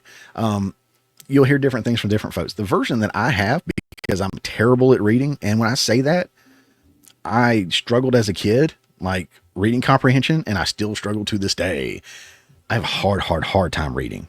Do not start off with the King James Version unless you just can. I can't. Okay. There is a version that I like called the New Century Version. Now, in its interpretation and translation, there may be some words that are a little off there, but you know what? I can read it enough to understand it so that if I then go back and read the King James Version or something like that, a more direct translation, I know what they're saying. I can fill in some blanks there. So I do suggest finding a version that works for you. That's on your reading level that you can read and pick up and not be so turned off by thee, thou, thus, them. Okay, I'm not reading this. You know, find one that you can actually read and read through.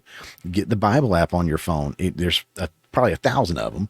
Get a Bible app on your phone and put some, what do they call it? Little reading assignments on there where you have little challenges to read the Bible in a year, or, you know, you pick a lesson in there like, love and, you know, it'll give you all these verses and it's this many this day, this many that day, but just get in the word because God does speak to us through the word. I can't tell you how many times one of my pastors was a great example. He was lost and somebody gave him the Bible and it got to the part where Jesus died. He closed the book and says, well, there it goes. He's dead. Nothing good's going to come from the rest of this book. And he went fishing and did his thing, lived his life. Never picked up the book again until one day he was going fishing because he loved to fish. And on the church sign, it says, go fish or God loves a fisherman or something like that. And he goes, well, what does that mean? And so he picked the book back up, the Bible, and he opened it just, again, this is God. This isn't coincidence. To me, this is God. Not the same Bible, not the same house, from my understanding. He picks up the Bible and opens it up, and it's exactly where he left off when he stopped reading it, where Jesus died. He continues reading, and he reads where he is risen and he is alive. And he goes, my God is alive. And that's something you won't find in a lot of other faiths. No other faiths, I don't think. And he said, there's a chance for me after all. This man dedicated his life to Christ, and he was my pastor that invited me to that church. And now he's pastoring at another church and making a huge difference for the Lord. And again, I can't think that that's anything but God. How does this dude open the Bible to the exact same place, see that God is alive, and then give his life to the Lord? I mean, that's just, to me, I can't place it anywhere else. So that's what I would say. Get in the word as soon as you can and start diving into it at your level when you can, but be intentional about it. You know, set some time aside, if not daily, weekly. On this day, I'm going to read for 30 minutes in the Bible. You know, just try to be very intentional with your reading, and God will open things up to you for sure. Right on, man. Dude, thank you so much for having this conversation. Thank you for allowing me to. It means so much to me, like I said. Dude, it means a lot because it's I think I worded it poorly before. A lot of the issue that I have with having these conversations is the fact that it's generally they're not someone that I can relate to because maybe they've been lifelong Christians or whatever. And there's people that are in different as you said, different walks, right? And they're at different points in their walk. That's right. While you and I are obviously at very different points in our walk, we share enough of the same questions and we share enough of the same mindset that this was able to be a relaxed discussion. It was this has been fantastic, man. I can't even begin to thank you enough. Do you have any other questions for me? No, just when you have questions, I'm a phone call away. Absolutely. Don't ever think you can't call. Now, if I don't pick up, then that's shame on me. But if you don't pick up, you'll call me back. That's like, I will. I will. And to just speak to the crowd out there, if there's anyone in chat that that's watching, or after we air this, and you're in the comments, and you heard something today you have questions about, I'm not going to claim that I got answers. I already told this guy where the answers are. And I'm going to tell you the same thing. But if you want to DM me and ask me questions, or you want to have a conversation with me, look, I will stop everything to have this conversation with me, because again, as much as I want to see Robert be a successful podcaster, a content creator, whatever, as much as I want to see him be a successful business owner, nothing means more to me than seeing him give his life to Christ and know that his salvation is secure and he will be with the Lord. That's my selfishness. I want that for him so bad. And I want that for you so bad. This is me right here at my morning mayhem. You can find me on pretty much all social media, Rumble, YouTube, BitChute, Odyssey, whatever, but X is where I'm at a lot. You can follow me on there. You can DM me there. If I'm not following you, hit me up, in the comments or whatever, but let's talk, because, if someone is watching this now and you said, I've been waiting for so long for something like this to come along. I want to take that next step. I want to give my life to Christ. Well, let me pray with you. Let me talk to you about it. It's a big decision, and I want to celebrate that with you. If you got more questions, hit me up. If you want to come at me, hit me up. That's fine. But all I can do is the best I can do. And again, I try to be the best servant I can be, to all the people that are around me. So for those of you watching, thank you so much for watching. And again, my DMs, or whatever you want to call it, it's open. Hit me up anytime. I love each and every one of you. And again, it doesn't matter where you are. God loved you before you were born, and God will always love you. But again, that personal relationship can't exist without Jesus Christ as your Savior. Right on. Well, thank you to everybody watching. This has been an incredibly personal and vulnerable conversation, but at no point was it an uncomfortable one. So Chris, again, I can't thank you enough. I appreciate you so much for being here and being this open, being willing to have the discussion. And, I'm looking forward to our next little collaboration. We'll talk about that here coming up eventually down the line. The big night, the 270 to win night. Yeah. There we go. What? Are you good? Yeah, my audio interface is on the fritz. It went out. I couldn't hear you, and I know my mic wasn't working, so I had to restart it real quick. Oh, well, sorry. No, you're good. I was just saying that, I can't thank you enough for coming on and doing this. And I'm looking forward to our next little project, the big night, the 270 to win night. That's going to be a long It's gonna be a long night, but I think I'm gonna try to grab some folks to jump in and kind of take over and give us all a little bit of a break. That'd be great. We'll have a lot to talk about. I enjoy our time together. Sean and I, and you, and now Daniel Clancy also. I mean, we all just talk about how great we all. And again, it's that relational thing. Not to throw it back necessarily, but it's great to find people that you vibe with, that you have that same kind of energy, that vibe, that whatever that you can bounce off of. And it's so easy to talk to you and be on stream with you. So this has been my pleasure. My pleasure. I'm so glad it wasn't something hostile or something judgmental or something like I had to know scripture for scripture. So thank you for just being a dude and let us having this conversation like you said you would. And you've been a man of your word, and I've always appreciated that. Yeah, 100%. I mean, I wasn't here to debate. I wasn't here to argue and push my viewpoints. I was here to truly to learn. Yeah. And I was able to do that tonight. So Good. Thank you. And to everybody watching, thank you. Hopefully I'll be able to get more of these ones started up. The daily show has been a little hit or miss too, but trying to get better at doing all of that and finding a balance, between the work and the play.